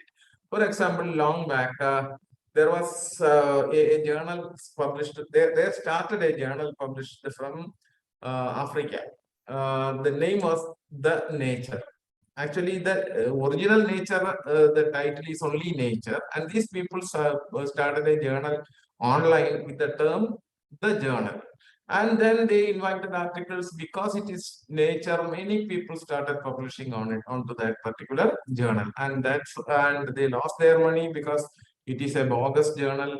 The Nature was a bogus journal, and it got later on people identified that now it is stopped up. So that it has got but by that time, many people might have paid for it. So it is actually mimicking another journal. It is actually mimicking a mimicry of another journal. So website of a journal should clearly mention what exactly we are coming to the other features of a website. So there basically it should clearly mention what exactly to be told, and it should not mimic any other journal. And nowadays you people will be getting a lot of emails from publishers like Journal of Science, Social Science, Economics, Commerce, and Engineering Journal. Everything it incorporates. Everything it incorporates. So it's not a way to do it. Many such journals are coming up, and they are inviting you to be the editors of that. Once you become an editor, then they will ask you to submit, collect some articles and publish for them. So you will be considered as an agent. So if you are an editor, you are not supposed to collect articles for them. Okay, so these are some of the things.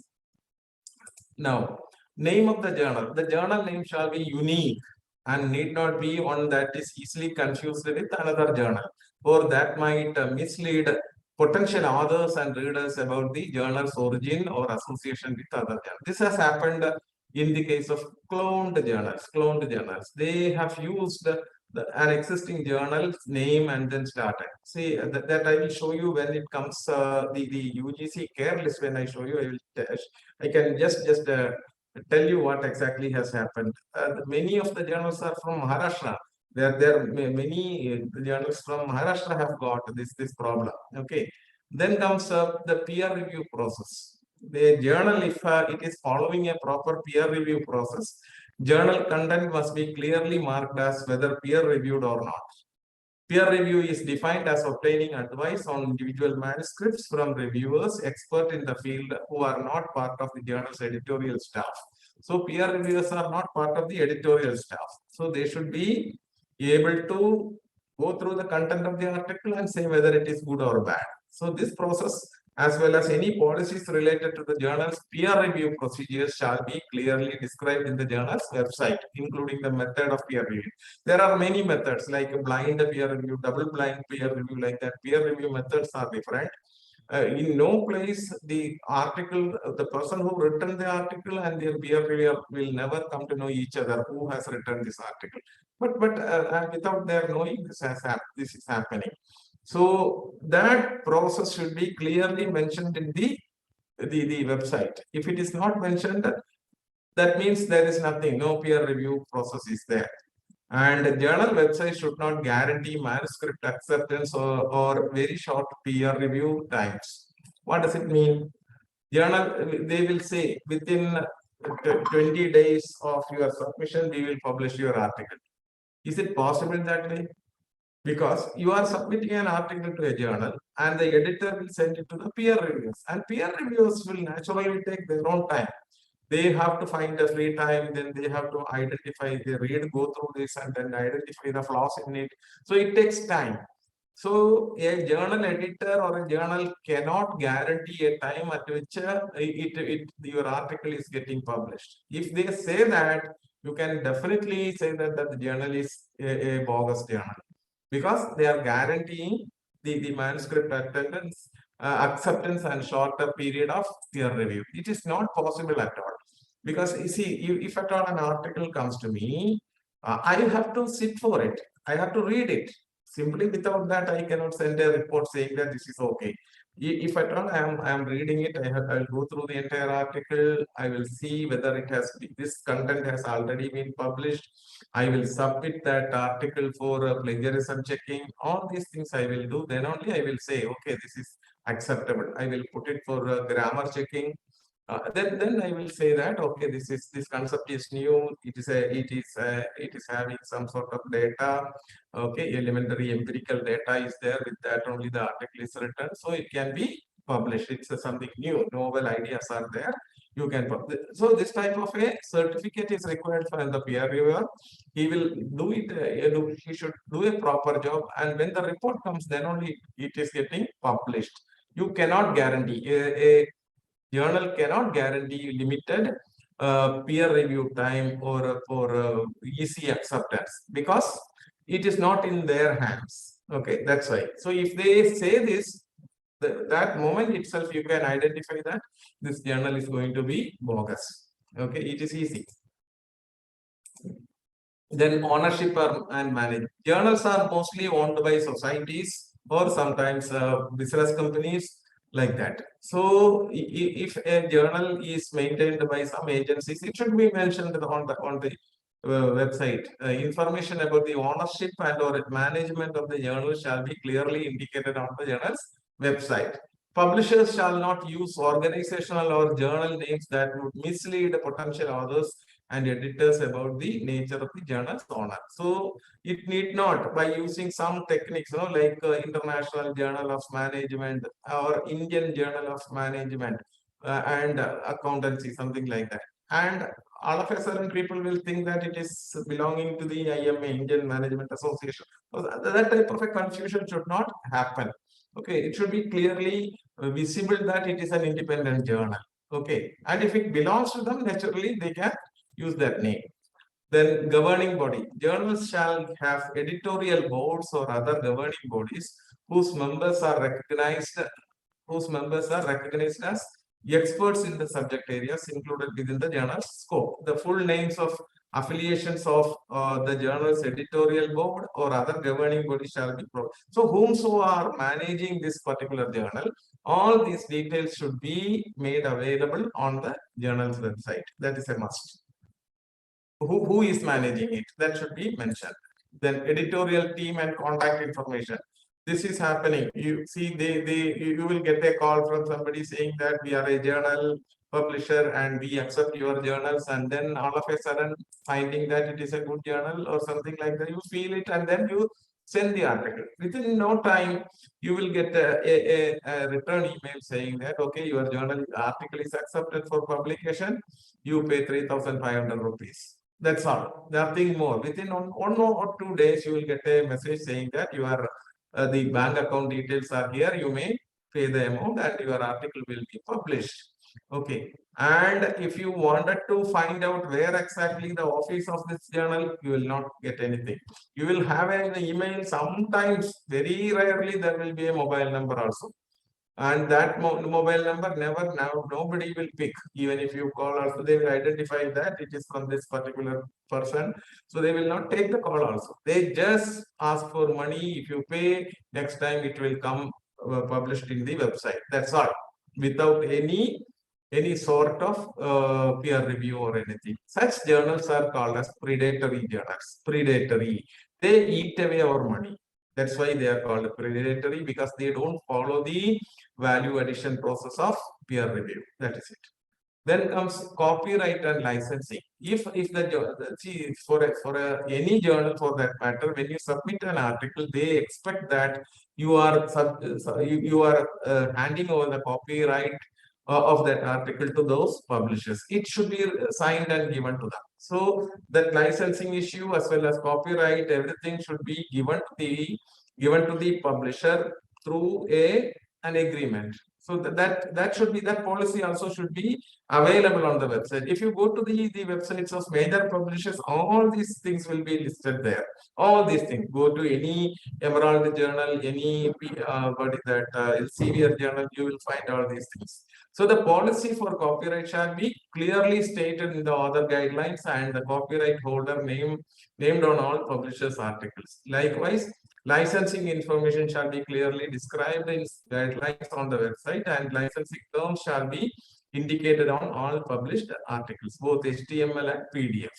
So, for example, if you are licensing in the sense, if you are allowing somebody to read it through an agreement, that licensing agreement, what all will be there? You are supposed to read it. You are not you cannot download it or make printouts. So, some type of all these things will be there.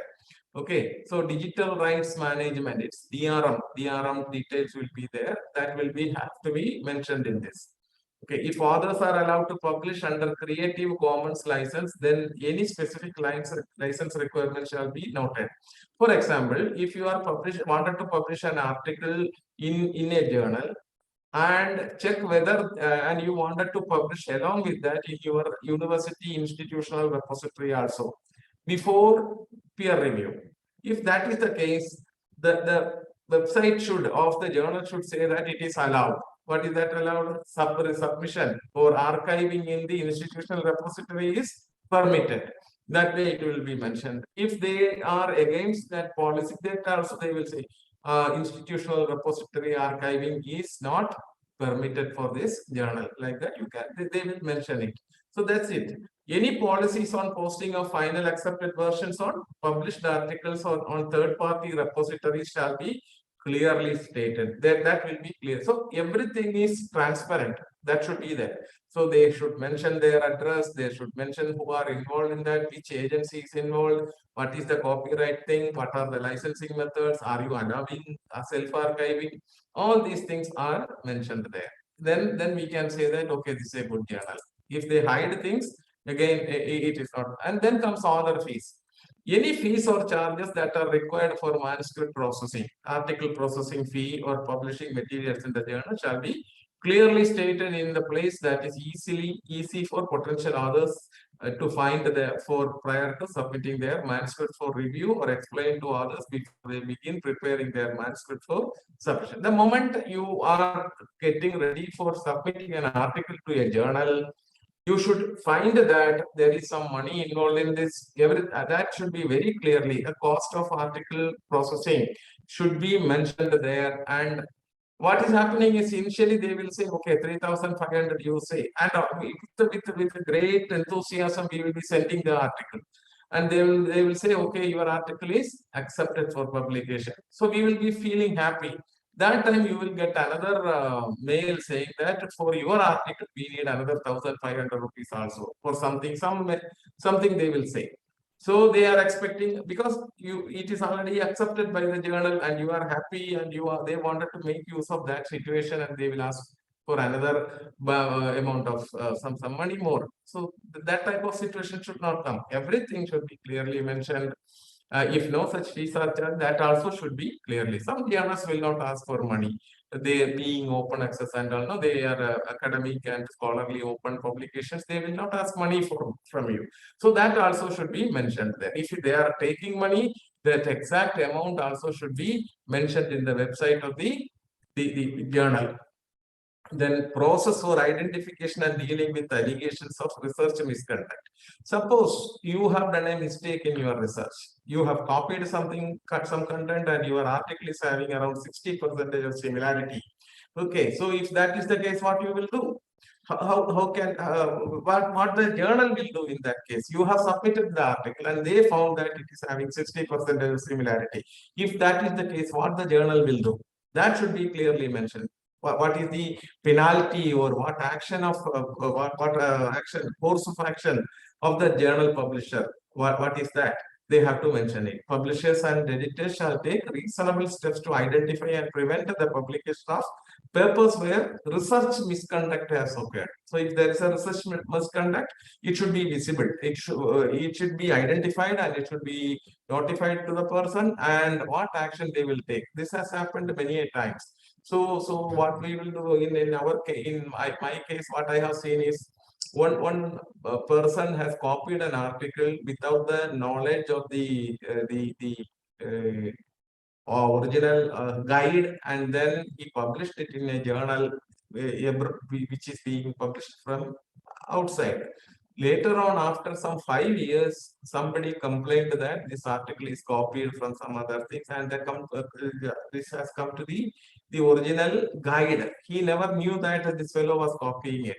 So his name was also there. So what they did is he just removed the article from our repository first. Then he told that I am taking back that article where my name is there. Please remove it from your directory because it has content which is copied. So they allowed it. And I think they sent a letter saying that this should not happen anymore. Now onwards, we will not accept any articles from you also. Like that, they got, because this was mentioned in the journal. Any such misconduct will actually disqualify the person from publishing in that journal.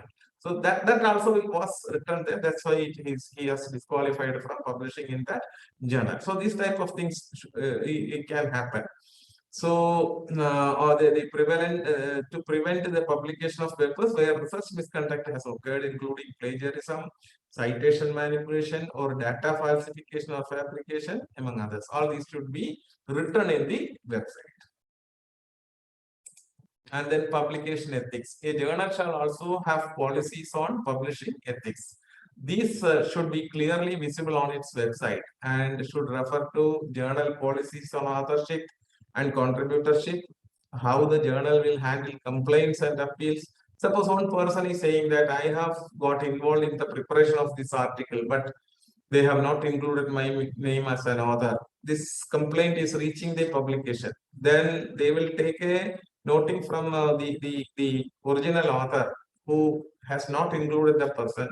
So looking at that, they will decide whether to continue with the article or not. If they are not convinced with what the original author says, they can even remove it. They might have told it in the website. That is an ethical practice. How the journal will handle the complaints, journal policies on conflicts of interest. Conflict of interest means if you are having a business associated with the research what you are doing. So if both you are doing together, actually you are having a conflict of interest. So or your wife is having a business and your research is almost closely related to the business that she is doing. So you are not supposed to continue with the research because you will be biased by the influence of the person who is doing the business. So it is not permitted in a way. There is a sort of conflict of interest or competing interests. Then journal policies on data sharing and reproducibility. Suppose you are ready to give the data, research data for linking with the research article, then you should be ready to share it with others. So that permission should be given to the journal, and also you should be allowing the people to reproduce that data what you have shared. Then journal's policy on ethical oversight. If something unethical happens, what you will do? Journal's policy on intellectual property. That also you should tell about copyright. Journal's options on post-publication discussion and corrections. So some errors are there in your article, and later on after the publication it was found out whether you are ready to do it or not. You should be ready, and that should be mentioned in the website. So corrections are to be done later on. Discussions, if somebody wants to discuss about you should be openly available for them. So all these things will be written in the publication ethics practice of the journal. Another important area is the schedule of publication. Suppose a journal is being published every quarterly, we are expecting 4 issues of the journal every year. Okay, every 3 months it will get published for a quarterly. Whereas if it is a monthly, we are expecting 12 issues of the journal. And this is called the schedule of publishing. And this schedule should be properly mentioned there.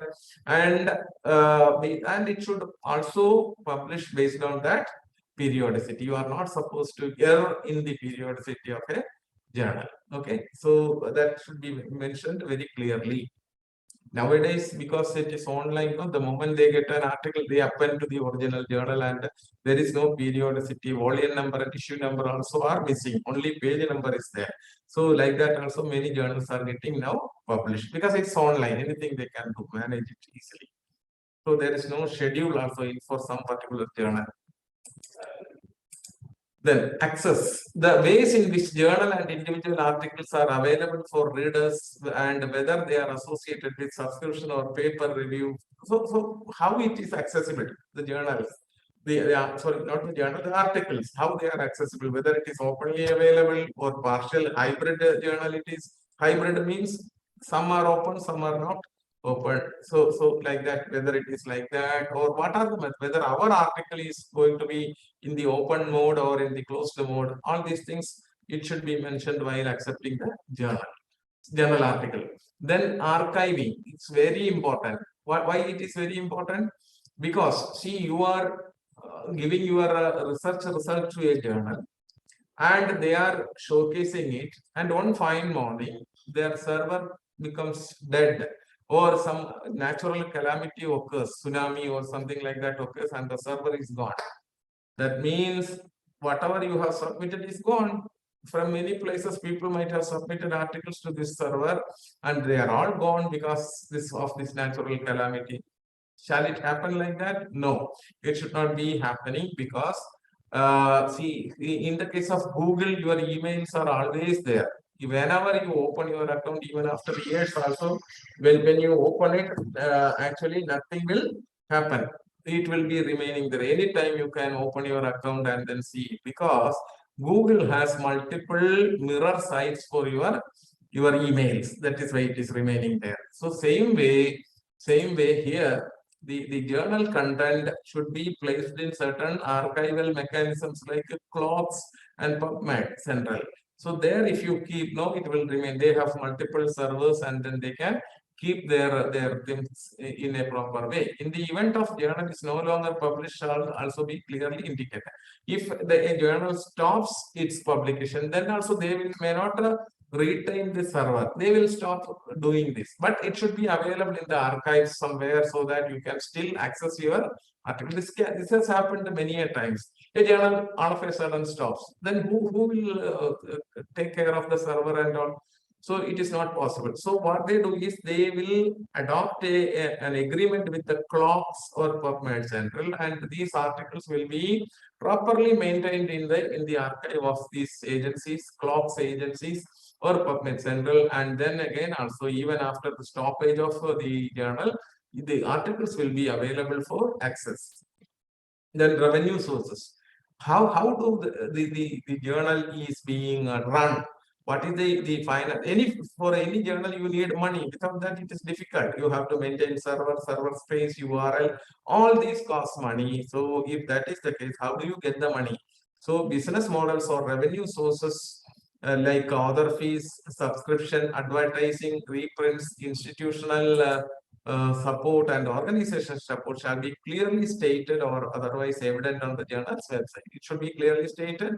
It should be available on the journal's website. Publishing fees or waiver status should not influence editorial decision making. Suppose you are ready to give more money, whether they are ready to, whether they should be ready to publish your article. No, it's not based on the money that you pay, but it is based on the quality of your article. The journal should get published. So money should not be a criterion for your article getting published or an editorial decision making, because then there is no meaning in it. You can submit any junk item into a journal article and they will publish, because you are making, you are giving money, and your number of articles will increase, but no quality will be maintained. So revenue sources, whatever it is, it should be properly indicated in the website of the. Then advertising.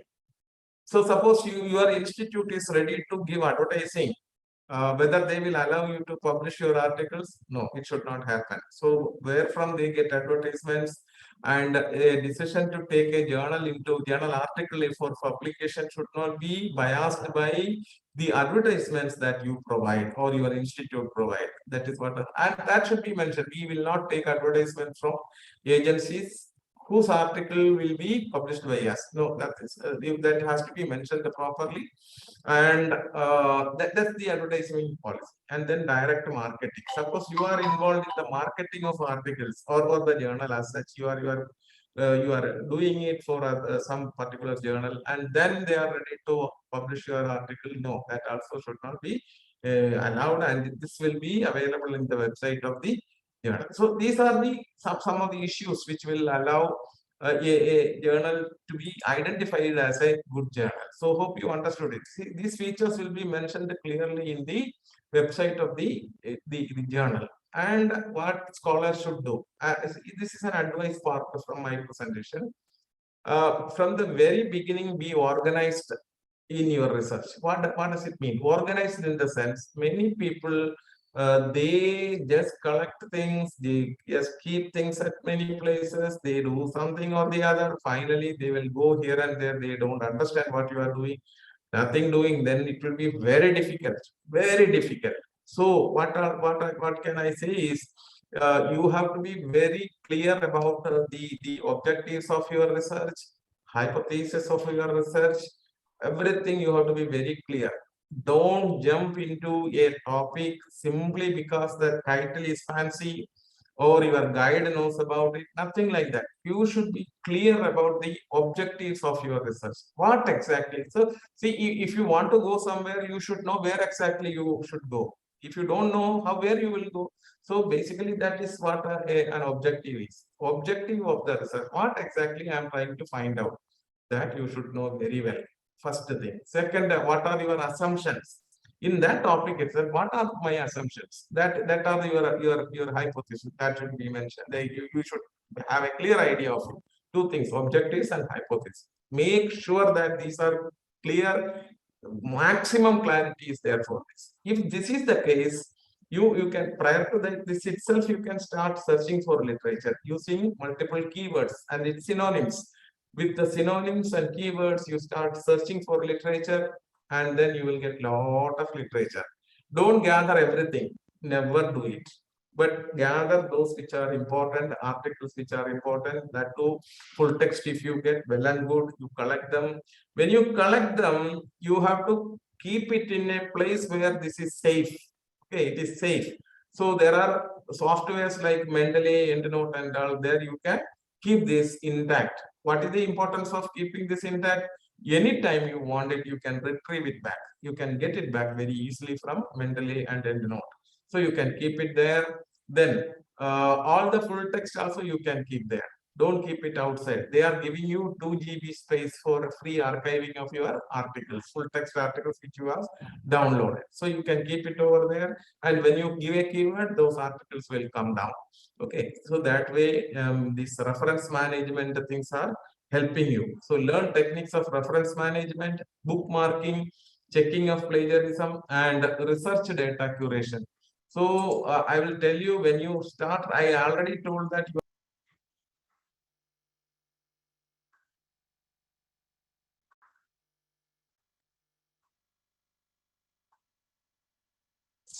Sir, you are muted. who did it? Yeah. Okay, yeah.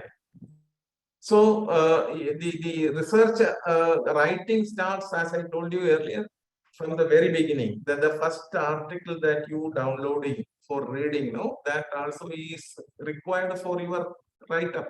So that's why I am saying from the very beginning. And don't stop it with the final thing.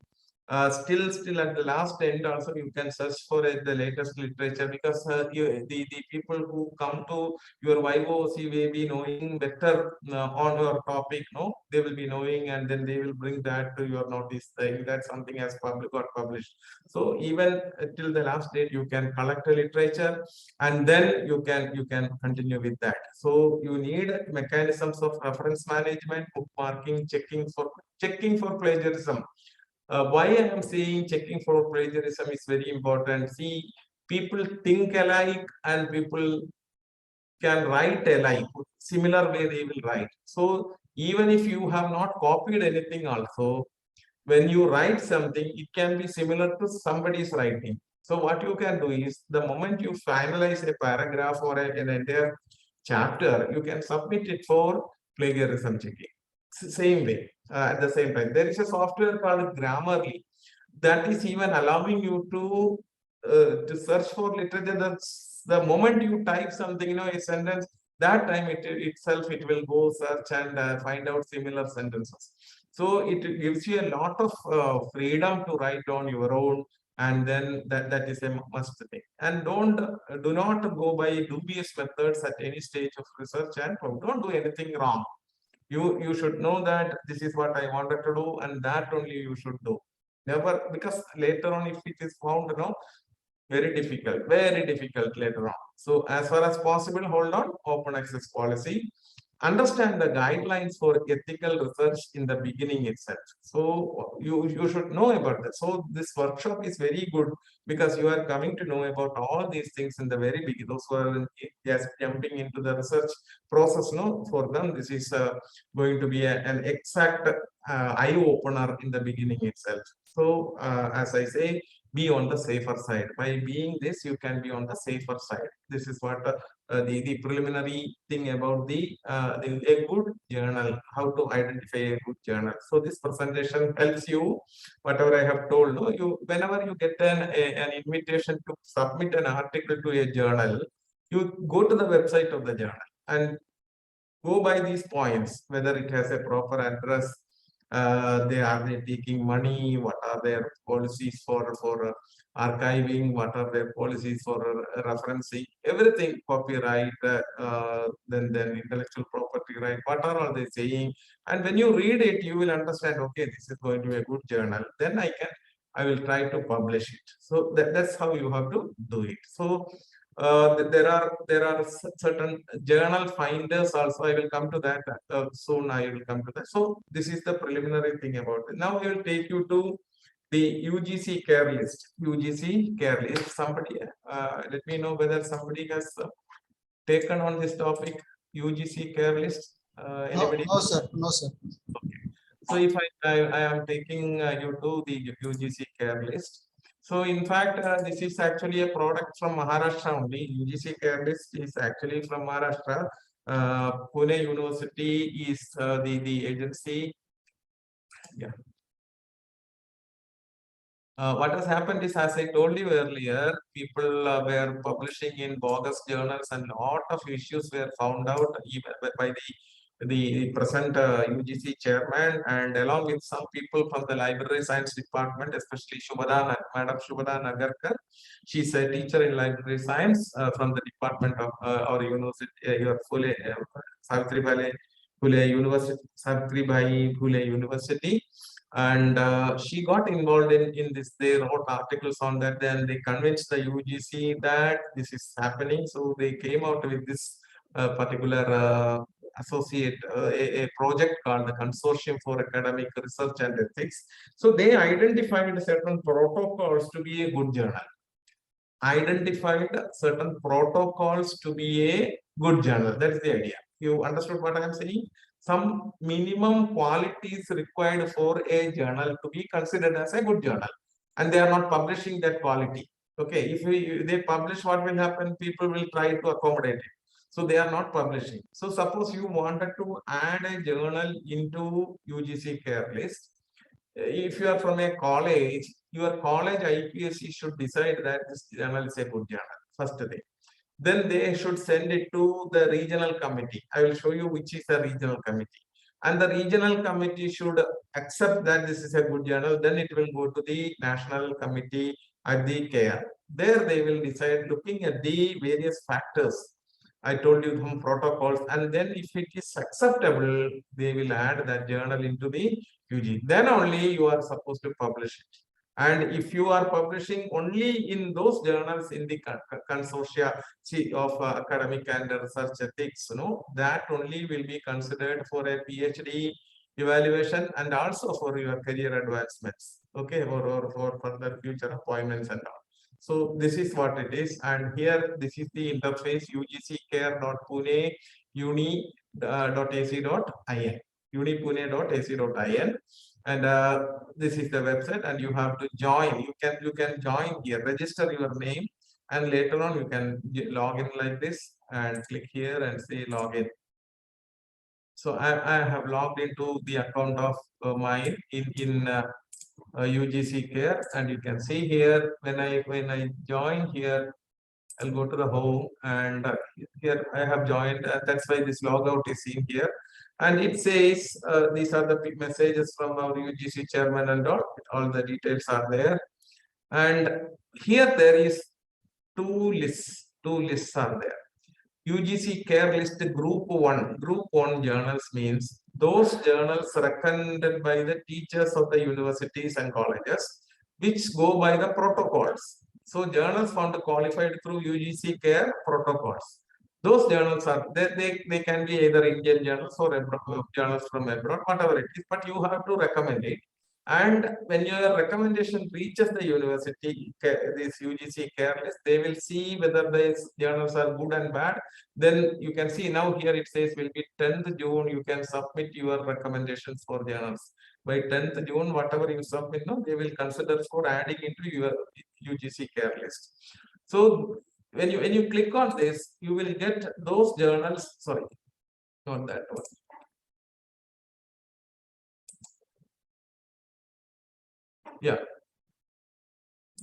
Group one, you can see here journals found qualified through UGC Care protocols. So here you can click on the search button and give select whether if you know the title, ISSN, international serials number, okay, then publisher, subject, and language of publication. So suppose you are clicking on title and you say marketing or some, I just put in marketing. Let me see any journals are there on the topic marketing. Yes, you can see that there are certain journals, International Journal of Leisure and Tourism and Marketing. So this does not come, this even though this is an international journal, this even recommended by some people. And here there is a statement. You can see that discontinued from January 2020. This particular journal you cannot publish now because it is discontinued. So this is a big issue. You have to see. So you have to see if at all the journal is mentioned here and see whether it is still there or not, because in between it is discontinued. So you cannot publish in that. Whereas these three journals you can publish. IUP, Journal of Marketing Management, it is allowing. Okay, so this way it is mentioned there. So this is one way of doing it. So these are journals recommended by the users, especially teachers, faculty members. No, whatever you recommend, it is coming under the group 1. Whereas in group 2, you can see 3 lists here, 1, 2, 3, and there is the 4th one, and there is a 5th one. Okay, so what are these? You can see here a major head called the Web of Science. Web of Science is a science citation. It's a citation index which indices, which maintains the index of the citations received by we people, the teachers, the scientists and faculty members. No, whatever citations we receive, it is being indexed by Web of Science and Scopus. Web of Science started in 1960s by an institute called the Institute of Scientific Information. They maintain the citation index, and now there are 4 indices. Out of that, 3 are mentioned here, which are the Arts and Humanities Citation Index, Science Citation Index, and Social Science Citation Index. Okay, this is about all the citations received by articles published in Arts and Humanities journals. This is on science journals. This is on social science journals. So this any journal that is coming under these groups, okay, will be considered for, you can use for publication. But there is a 4th one that is called the Emerging Sources Citation Index. Emerging Sources Citation Index. So that is a list of journals which is lower than these journals. They are actually of low quality. And those journals can come into any one of this group later on when they attain quality.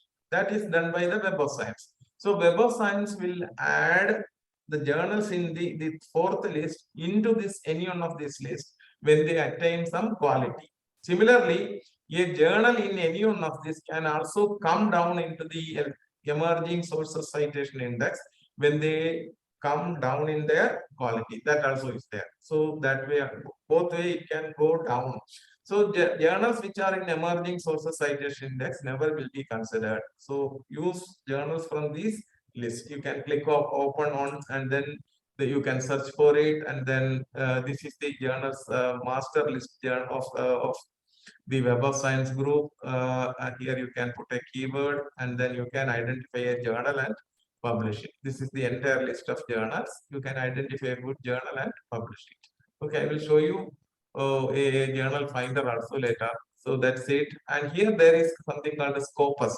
Scopus, I think it got started in 2005 or something. Scopus, it is a database maintained by the Elsevier, the major publisher company, and they also are adding the what is that, citations, and making an index of the citations. Okay, you might have heard about H index and site score. H index is actually a product of Web of Science, and site score is a product of Scopus. Anyway, I think I have a session only on 30th again. That time I will tell about what is H index and what is site score. I can explain it to you. So Scopus is again another citation index. You can open it and see what are the journals available there and where you can publish. You can identify, you can see here, these are the 43,132 journals are listed here. Out of that, you can identify a journal where you can publish. So these are the things. Okay, and then there is another one, directory of periodicals by Modern Language Association. So when you click it, you will get the list of journals published by Modern MLA, Modern Language Association. That also you can use for publishing. And there are certain journals which are removed from the group 2. Group 2 is the Scopus journals only. From that also they have removed certain journals. For example, in library science, there is a journal called Library Philosophy and Theory. Recently they have removed it, very recently only, because they were accepting all sort of junk into that journal. So people complained about it, and it is removed recently. Maybe around 3 months back it was removed, and now no more it is available for publication. So these are journals which are even now, some of these journals are even now listed in Scopus, but you are not supposed to publish in this journal because they are of no quality. Even though they are in Scopus, you are not supposed to. Here also you have to look. This list also you have to look. Okay. And now when you go to the home page of the UGC care list, here there are two groups. Group 1, I will open it and see. See, you can see here there are journals. This is called ABRU, and here it says ABRU journal. So along with the name ABRU, they have added the term journal and they started publishing it. What has happened is this ABRU was there for long time, quite long time, and in between it stopped its publication in a print form. And then they stopped it. But here again, you can see they started a new journal online with the name ABRU journal, and then they started publishing. Okay, so what has happened is this is not the same journal. Understood? So they don't have the proper policies of this journal. So this way, many you can see Adhigam International Journal of India Research, Akshar Gatha journal. See, the name remains the same. Alochana Chakra journal. Ammanudi journal. Aruhu Kurhu journal, Kannada. Then Barnes Jan journal. See, these are all. Drishtikon is from Hindi. So these are some of the journals where you are not Itihas Drishti journal. So they made a minor change in, and recently I have seen another journal. They have approached me also. Every day I use this one. Mukta Shabda journal. This is from Maharashtra. Okay, so what has happened is this was published by somebody else, and later on it was taken up by shabdbooks.com. And I used to get a lot of calls from, sir, your PhD scholars are there. Why can't they publish in our journal?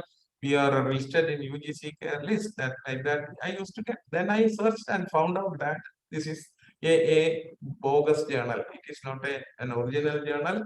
It is a bogus journal, or you can say cloned journals. Clone means already one is there, but these people have made a duplicate of that. That is why it is called as a cloned journal. Predatory journal means they accept money and they undertake publication without proper peer review. That is why it is called as a predatory journal. Whereas here, what is happening is a journal which stopped the publication long back, but in that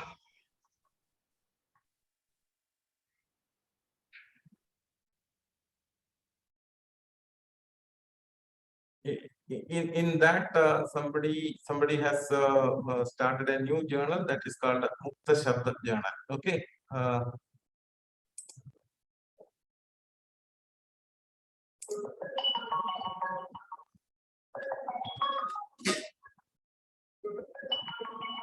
I don't know. Somebody has made a vulgar noise. I don't know what it is.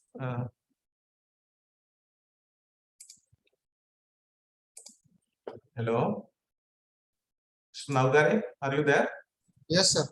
What happened? Somebody was making a rubbish noise. I already muted him. I muted him. No. Ask them. Are they not teachers? They don't know how to behave. Please request to all the participants kindly mute yourself. It's unfair. They are also teachers. They should behave properly. They don't like. They should quit. That's what they have to do. Anyway, it's okay. So this is what maybe I'm speaking in English. They are not understanding. I do not know. If they wanted, I would have talked in Hindi also. I can manage it. But it was not told to me. Anyway, so that's it. This is what the UGC care list. Any questions on this? I'm ready to answer. Then otherwise, I will go to some practical things whereby you can use citations and creating bibliography. I can just go for that. So, any questions on these two aspects where I have told about? Even in the morning also I have done something. So based on that, you can ask me questions. Otherwise, I will jump on to another thing. Yeah. I think there is a question. I think no question from participant. No.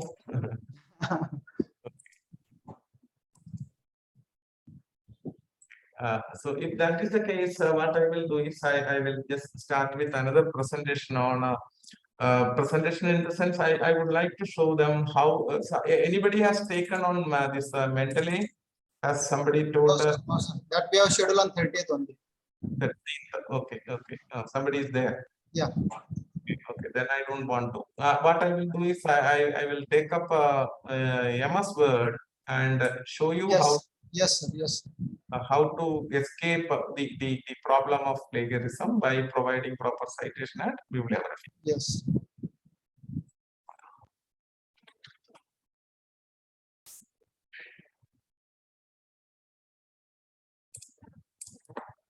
So as you know that we have to properly cite and refer whatever we read. And then proper citation and bibliography we have to create. Okay, if that is the case, how we will do? We need not depend on any other software, but the common the MS Word itself will help us in providing citations and references. Let us see how we can do it. So in MS Word, you can see that there is a ribbon of commands here. Ribbon of commands. Out of that, you can go to the references field, this tab, and below that you can see there are group of commands, table of contents, footnotes, citations, and bibliography. Like that, there are groups. Out of that, I am interested in this particular one. It is called citations and bibliography group. Okay, in this there are 4 commands: manage sources, style, bibliography, and insert citation. Okay, so out of this, what you have to do is to start with, you have to first you click on this manage sources option, and then this will be blank when you open. It will be totally blank. In this, you have to enter the details of the items that you read, or you are taking the content from somewhere and going to insert in your writer. So how will you do that? For that, what you have to do is you have to click on the new button first. When you click on the new button, you this type of a dialog box where there is a create a source dialog box comes up, where you have to say which type of source you are using for your writing about the thesis. So here when you click, you will get a list of items, like it starts from book section, journal article, article in a periodical, conference proceedings, reports, etc. It is listed here. So initially I am going for a book, and then when it is a book, naturally the fields are listed for a book only. So here you have to input the author name. So you can click on edit button and say the name of author. So in this case, I am the author, so I can just put my name, Gopa Kumar, and then here you can put V, and then I can add here. So you can see Gopa Kumar, comma B it has come. Okay, and I am putting my guide's name also, Baradol, A and K. Like this, we can add that. So you can see here Paradol, comma AK it has come, and click OK. You can see that the names of others have got added there with a semicolon in between. Here there is a semicolon, and here there is a semicolon. Okay, like that you can add any number of authors into this. Then the title of the article, the book. So here I am saying distance learning library services, distance learning library services, and it was published in the year 2017, and the book was published from New Delhi. Okay, and then it was published by Today and Tomorrow's Publishers, TOMORROW publishers,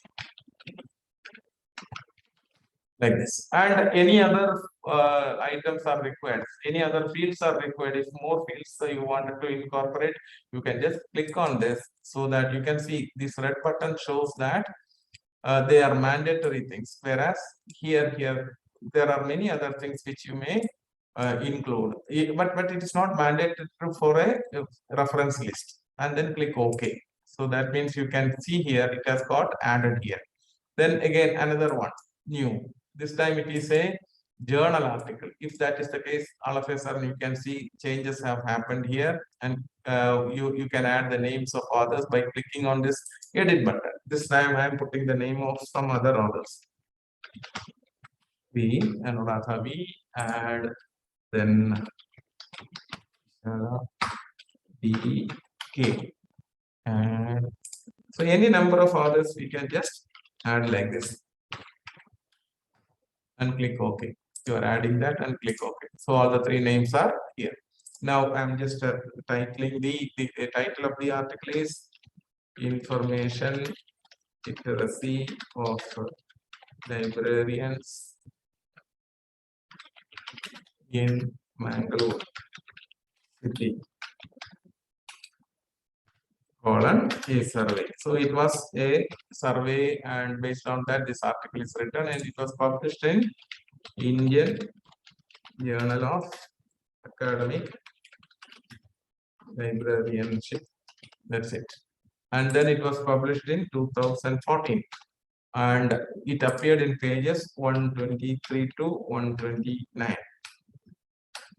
Hyphen 129, like this. And what is missing in the case of a journal article, if you look at it, you can see that the volume number and issue number are missing. So what you can do is you can just scroll up. By clicking here, it will show other fields, and when you come down here, you can see the volume number is there 23, and issue number is 4.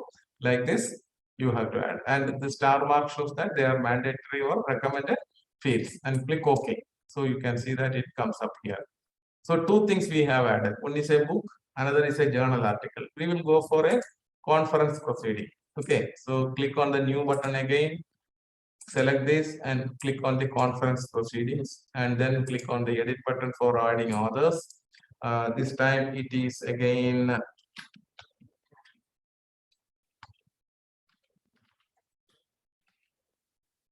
add Gopa Kumar.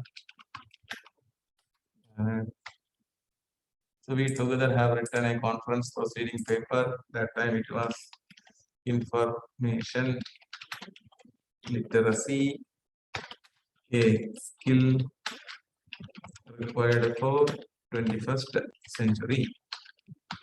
This is the article and it appeared in pages 236 to 242 in the proceedings of the journal, and it was in 2011, and the name of the conference was Caliber 2011, and it happened in Panaji in Goa, and the publisher was in Cleveland.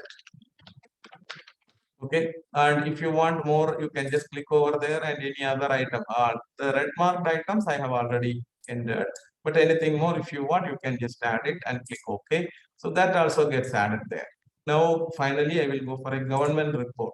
So in this case, it is a government report. I will say,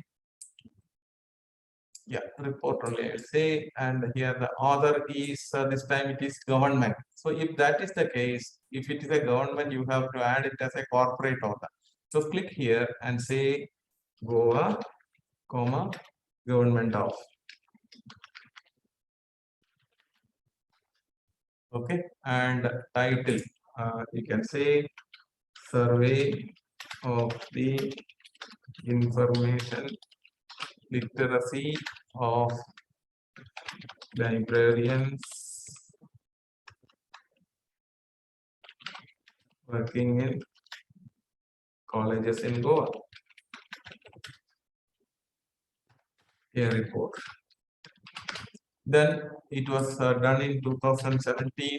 Who did it? It was published again by Goa Government of.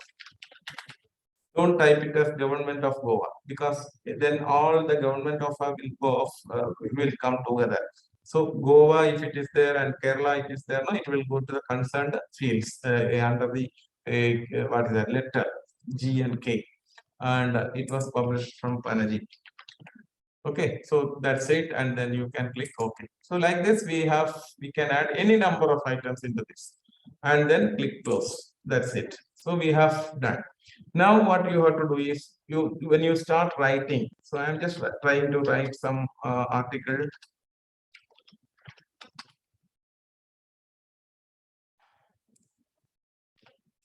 Okay, I've generated some content. You can see here I have generated some content, and in this I have copied some content as such, and I have taken some content after paraphrasing it, and I have taken some content after summarizing it. Okay, three methods. I have already told in the earlier my presentation that there are three methods by which we will take the content from another source.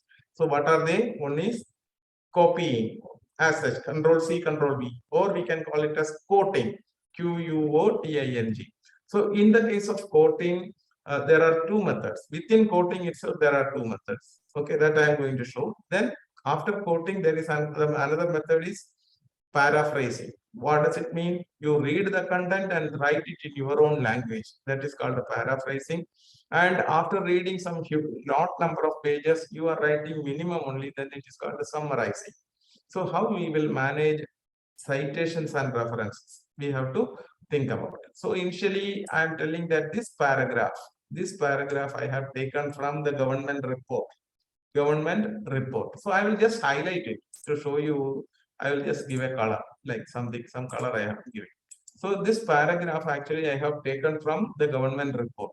When I select this text, you can see that here it says there are only 22 words in this particular paragraph which I have selected. If the number of words that is copied is having only up to 39 words, which means below 40. If it is below 40, what you have to do is you have to put an inverted comma here and also an inverted comma at the end. Okay, that's it. This is how you have to do it. And then you have to go for inserting the citation. You have to provide the citation for that article which you have from where you have copied it. So how will you do that? Go to references and clear here there is the insert citation, and then there is the Goa government of issue is there. Click on it. All of a sudden, you can see that Goa government of and 2017 is inserted. That simple it is. Why you have done it like that? You can see that the selected content is having only 22 words. If it is above 40, if the copied content is above 40, that's what I am going to do. So this paragraph is actually copied from the conference proceeding. Okay. But when I selected it, it is showing, you can see, it is showing 80 words are there, 80 words. That means it is above 40. If that is the case, and if you have copied it as such or quoting, this is also quoting. Same I have copied. Here also it is going to be quoting. If that is the case, what you have to do is select this and click on this paragraph button. And here you can say that it is 0.5 inches away from the left margin. 0.5 inches from the left margin. Click OK. Now you can see that the text is away from the left margin. This is called an indent. You are just pushing it away 0.5 inches away. And that is why, and that we can call it as a block quote. Block quote. And after this, at the end, what you have to do, you have to provide the citation. Go to references, click on insert citation. I told it is a conference paper. Okay, which was that conference paper? I think this is the one. Click on that and you can see that it is inserted. But here what has happened is the title of the article also has come. What you can do is click on this arrow and then edit the citation. Edit the citation, and then here you can click on the title, suppress title, and click OK. So the title will go, only the names of authors and the year of publication will come. Okay. Now, so two things we have learned. Both are quoting only, but number of words are below 40 and above 40. Okay, 40 or above or below 40. In the case of 40, what you have to do? Put the inverted commas in the beginning and cite, and at the end, and then citation. If the number of words are above 40, what you have to do? You have to shift the content away from the left margin and then provide citation like this. Okay. And then finally, the third one is to give for paraphrasing. So this paragraph is paraphrased. It is a paraphrased, means you wrote it in your own language. If that is the case, you need not do anything because the content is from somebody else. You just you have to put the citation only, insert citation, click on this. You can see that the article has got cited, and now only thing is the title also has come, which you can avoid by clicking on this and suppress title. It will go and you can see the names of people have come there. This is for paraphrasing. Now the final thing is summarizing. So in this paragraph, I have summarized the things. So what I have to do, I have to cite at the end. Same way what you have done in the case of this, what you have done now, same way you have to do for this also. Go to references, insert citation, and tick mark on this. Click here, so that you can see that it is also added. So this way we have added 1, 2, 3 and 4 citations here. Okay, after this is called in-text citation. So in the case of copying, in the case of paraphrasing, in the case of summarizing, what we have to do, I have told clearly. If in the case of quoting or copying as such, if the number of words are below 40 up to 39, you have to keep the text along with the running text and provide inverted commas in the beginning and end, and then citation.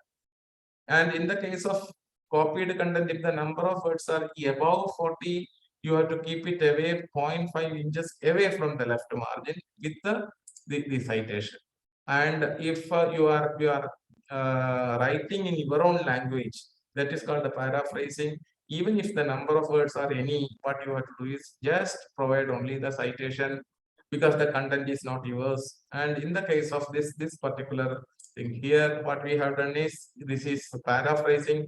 After reading a lot, you are actually providing the citation. Okay, so if that is the case, what you have to do is you have to just provide the citation only. And now at the end, you have to go and here you have to insert the bibliography. So to insert the bibliography, what you have to do is go to references, and here there is the option bibliography, and click on this. You can see that the bibliography is inserted properly.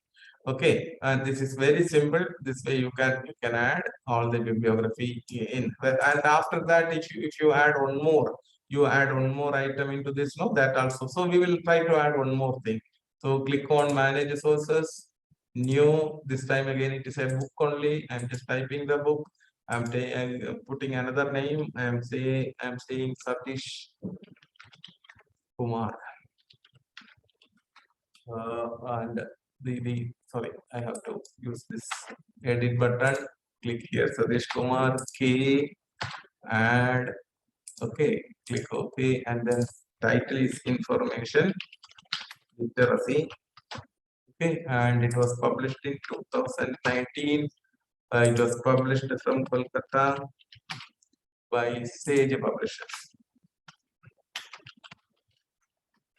Okay, and click OK. So you can see that it has been added, and this tick mark shows that these are already cited in the document, whereas this is not cited. So I'm just closing this, and after that I will go to a particular paragraph where I wanted to cite it. Okay, click here, and I have just paraphrased it, so I wanted to cite it. You can click on this. All of a sudden, Satish Kumar will come here. Click on that. The citation is inserted. Now, when you come here, you won't find the Satish here. So if that is the case, click on this, and here there is an option, update the citation and bibliography. When you click it, you can see that that new citation also has been included here. So this way, you can make a Pakka bibliography without much errors. And when we do it manually, naturally, we are likely to make mistakes. So to avoid that, it is better to do it this way. Now you can see that here it is, we are following the APA style. And your guide says, I don't want APA style, you go for a numbered style. Numbered style means you can, when you click here, you can see there is a numerical reference style. Or IEEE also is a numbered style. I will click on the IEEE. You can see that the numbered style has come up. And if you go to the top, here also you can see the citation numbers. Okay, so this way you can change from one style to another. Now I wanted to change to MLA style. Click here, it is getting changed to the MLA style. So this way it is easy, very easy to track your what is that, references, and then you can insert in this. And now how will you update it? For example, you are doing this in your computer in the office, and when you go home you wanted to continue this. What you have to do is, there is a file in this. When you click on manage sources, there is a browse button over here. When you click on it, you can see that there is a file over here. And this file, you can upload it into your email, and then you can download it in your system at home, and copy the file and then paste it here in this particular what is that, dialog box, and save it. Then naturally it will come up. What I will do, I will just show you that. I am just clicking what is that, I am just cutting it from there, cancel, click here, and I am taking it to the desktop. I am pasting it on my desktop. Yeah, this is the file that I have taken from the website, and now I am going back to my MS Word. And what so that means it is removed from here. When I click here, browse, no, naturally it is not there. And I am going to close this file. Close this file. I'm just closing the file. I'm not saving also. That means the file is totally removed. Okay. Now I am starting a new file. File, new. I'm starting here, and I am starting writing my chapter. Okay, here I have started, and but I wanted the data that I have already entered. No, I wanted it. So I am going to references, and I am clicking on manage sources. It is, I will just delete. It won't be there. In fact, it should not be there. Okay, so because I haven't closed this window, it was really remaining there. Now, if you want to bring that list into this, what you have to do is click on browse and say that it is on my desktop. It is on my desktop sources. This is the file, and click OK, so that you can see all those information which we have entered is coming over here. Okay, click select all those things and copy into this and click close. Now, when you wanted it, no, for example, you wanted to insert a citation here, means what you can do is you can select this and put inverted comma, here and here, and then you try to insert the citation. Click here, you will get everything. You can just type like this so that the citation is inserted. This way you can do it. In the next paragraph, you have to select this, take it away from the left margin, 0.5 inches. This is what it is, and then provide the citation the second way. Okay, that's it. And here the title also has come. You can avoid the title, edit citation, and suppress the title. So this is what it is. The first one was here Gopakumar and Baradol. Second one was Vishala and Radha Baradol. Now here I am paraphrasing it. So insert citation. I will say this one so that you can see here it has come again. You can just avoid the title here. Click OK. That's it. And finally, one more paragraph. Click here. I will say it is this book. So that's it. This is MLA style. That's why the year is not coming. Now, the moment I change it to APA, year also will appear. Now, at the end, what you need is the bibliography. Click here. So now, actually, we are doing something from home. So now you can just click on the bibliography and click here. Again, you will get. So the citation is now on the desktop. From there, I brought it. All the files are brought here. So this is how you can manage the reference, and this will help you to keep proper track of what you are doing. Only problem is your PDF files you have to keep somewhere. There, Mendeley is a beautiful solution. Okay, so from there you can bring the Mendeley into your account, and then you can from the Mendeley itself you can insert citations, and that teacher will tell you how to do it. Okay, actually it is here it should be there. The citation tool should be here. Okay, like that with Mendeley you can insert the citations and all. So this is what it is. This way you have to manage citations and create bibliography, and the way I have told it in the beginning, no, two places. Here what you have to do by inserting the two inverted commas, and here it should be 0.5 inches. So these are the methods to show that this is copied content, whereas the other content is paraphrased by you or summarized by you. That need not have any indication that it is a pakka copied thing. These are but copied thing, and by doing this, people will understand it is a copied content from some other source, and you have provided the citation. By this way, you are actually escaping the blame of plagiarism. So these are some of the things which you can think about while starting your research work. That's it. I end my presentation. Any questions? I'm ready to answer. Any questions on whatever I have presented? No, you can yeah, just ask me. I'm ready to answer your questions. Yes, sir. Hello. Participant, please ask your question. Hello. Yes, sir. Yeah. Sir, one of my question is, while sending any article to any for publishing, whether it is necessary to mention the name of the guide with the scholar? Yeah. See, basically, it depends on your relation with your guide. See, if Sir. Sorry, sir.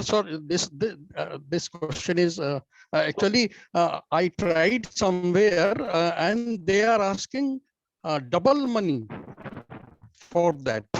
That means it is a what is that? A predatory journal. It is a predatory journal. Actually, you have to provide your guide's name. Yes, sir. Yes, sir. Why? Because the intellectual content in your article is actually a contribution. He has also a contribution. That is how you could write it. So naturally, his name should be there. Without his name, you are not supposed to publish. You won't believe. In Mysore University, one lady started working on a PhD with a teacher. Then later on, there was a fight between the student and the teacher, and this lady shifted to another guide. That time, this lady started doing on the same topic, but the earlier teacher told you are not supposed to do it because it is my IPR. She never allowed that lady to continue with that topic. So teachers, the guides have a good role. Their name should be available. Okay, till you finish your PhD. Okay, any other question?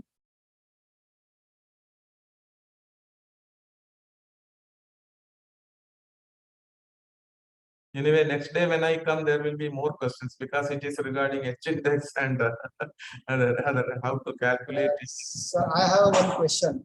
Please. Right now you have showed that the different type of citations type. What type of if it is a paraphrasing, if it is a quote, all type of. If all the things I can do in such a way and entire copy paste material with that citation, is it okay? I didn't get your question properly. Suppose I am copy pasting entire paper from other. No. And I am going to give the citation for this is the paraphrasing, this is the quote, this is the so how can we avoid this?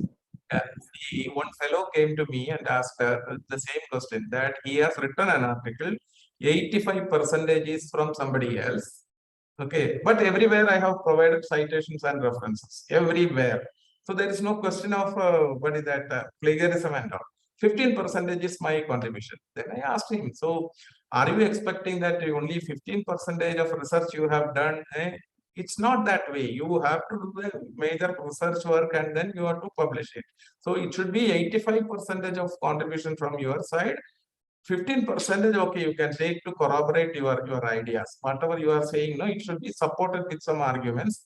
For that, you need to take 15%. The rest of 85% should be yours. That is why I can answer your question.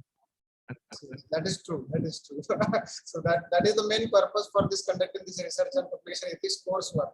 Because many of them are not aware about that how much should be copied. There is no limit.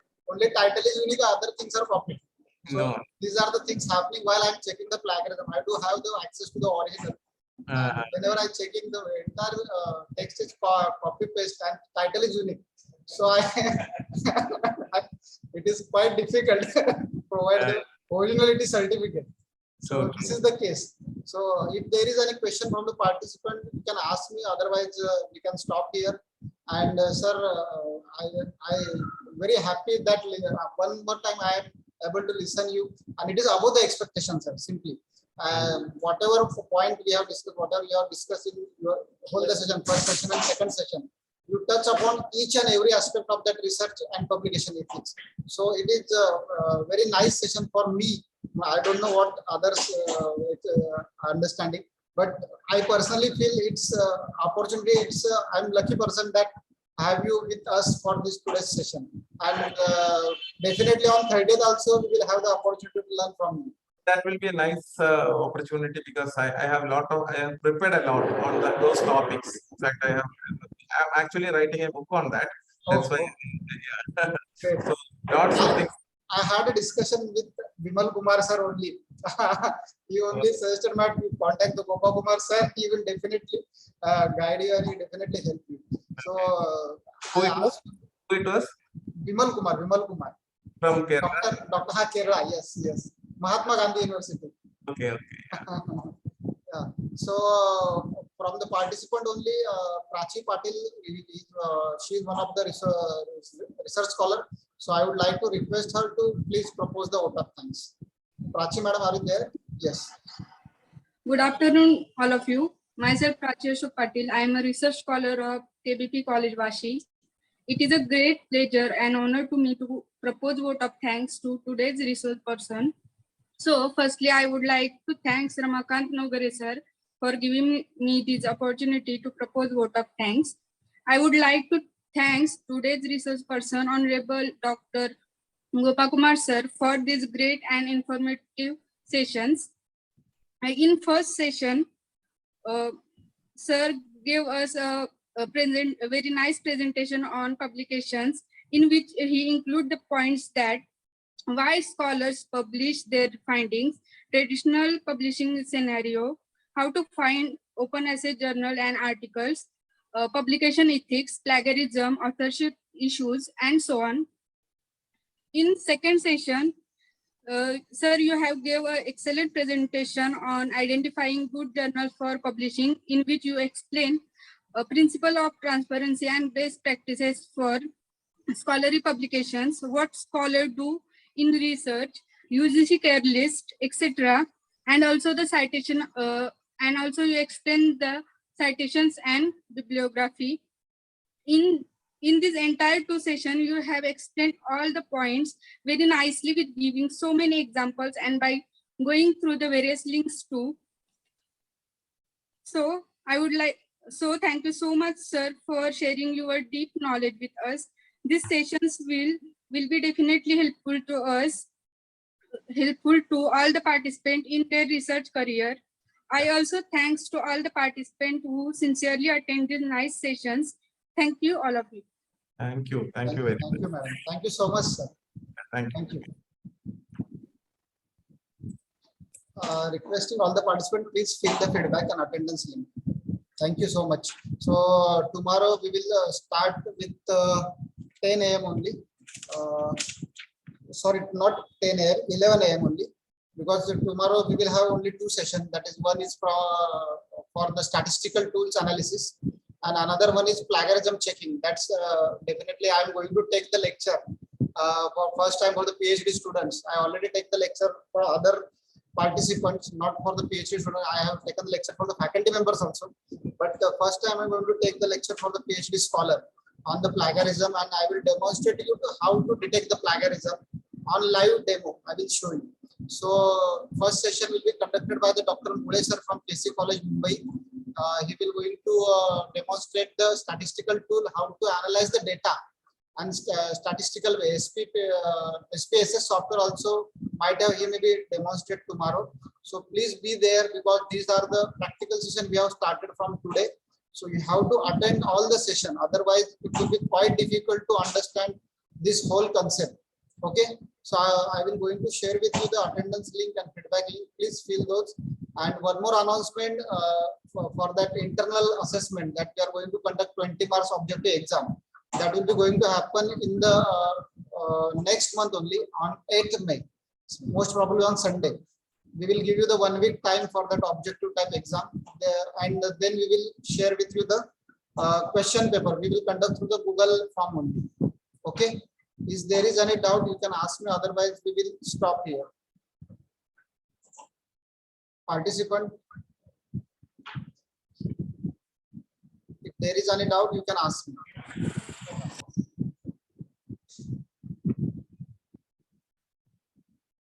I think no doubt. No, sir. Yeah. Okay. Good. So till then, bye bye. We will meet tomorrow 11 a.m. Okay. Thank you so much. Okay, sir. Thank you, sir.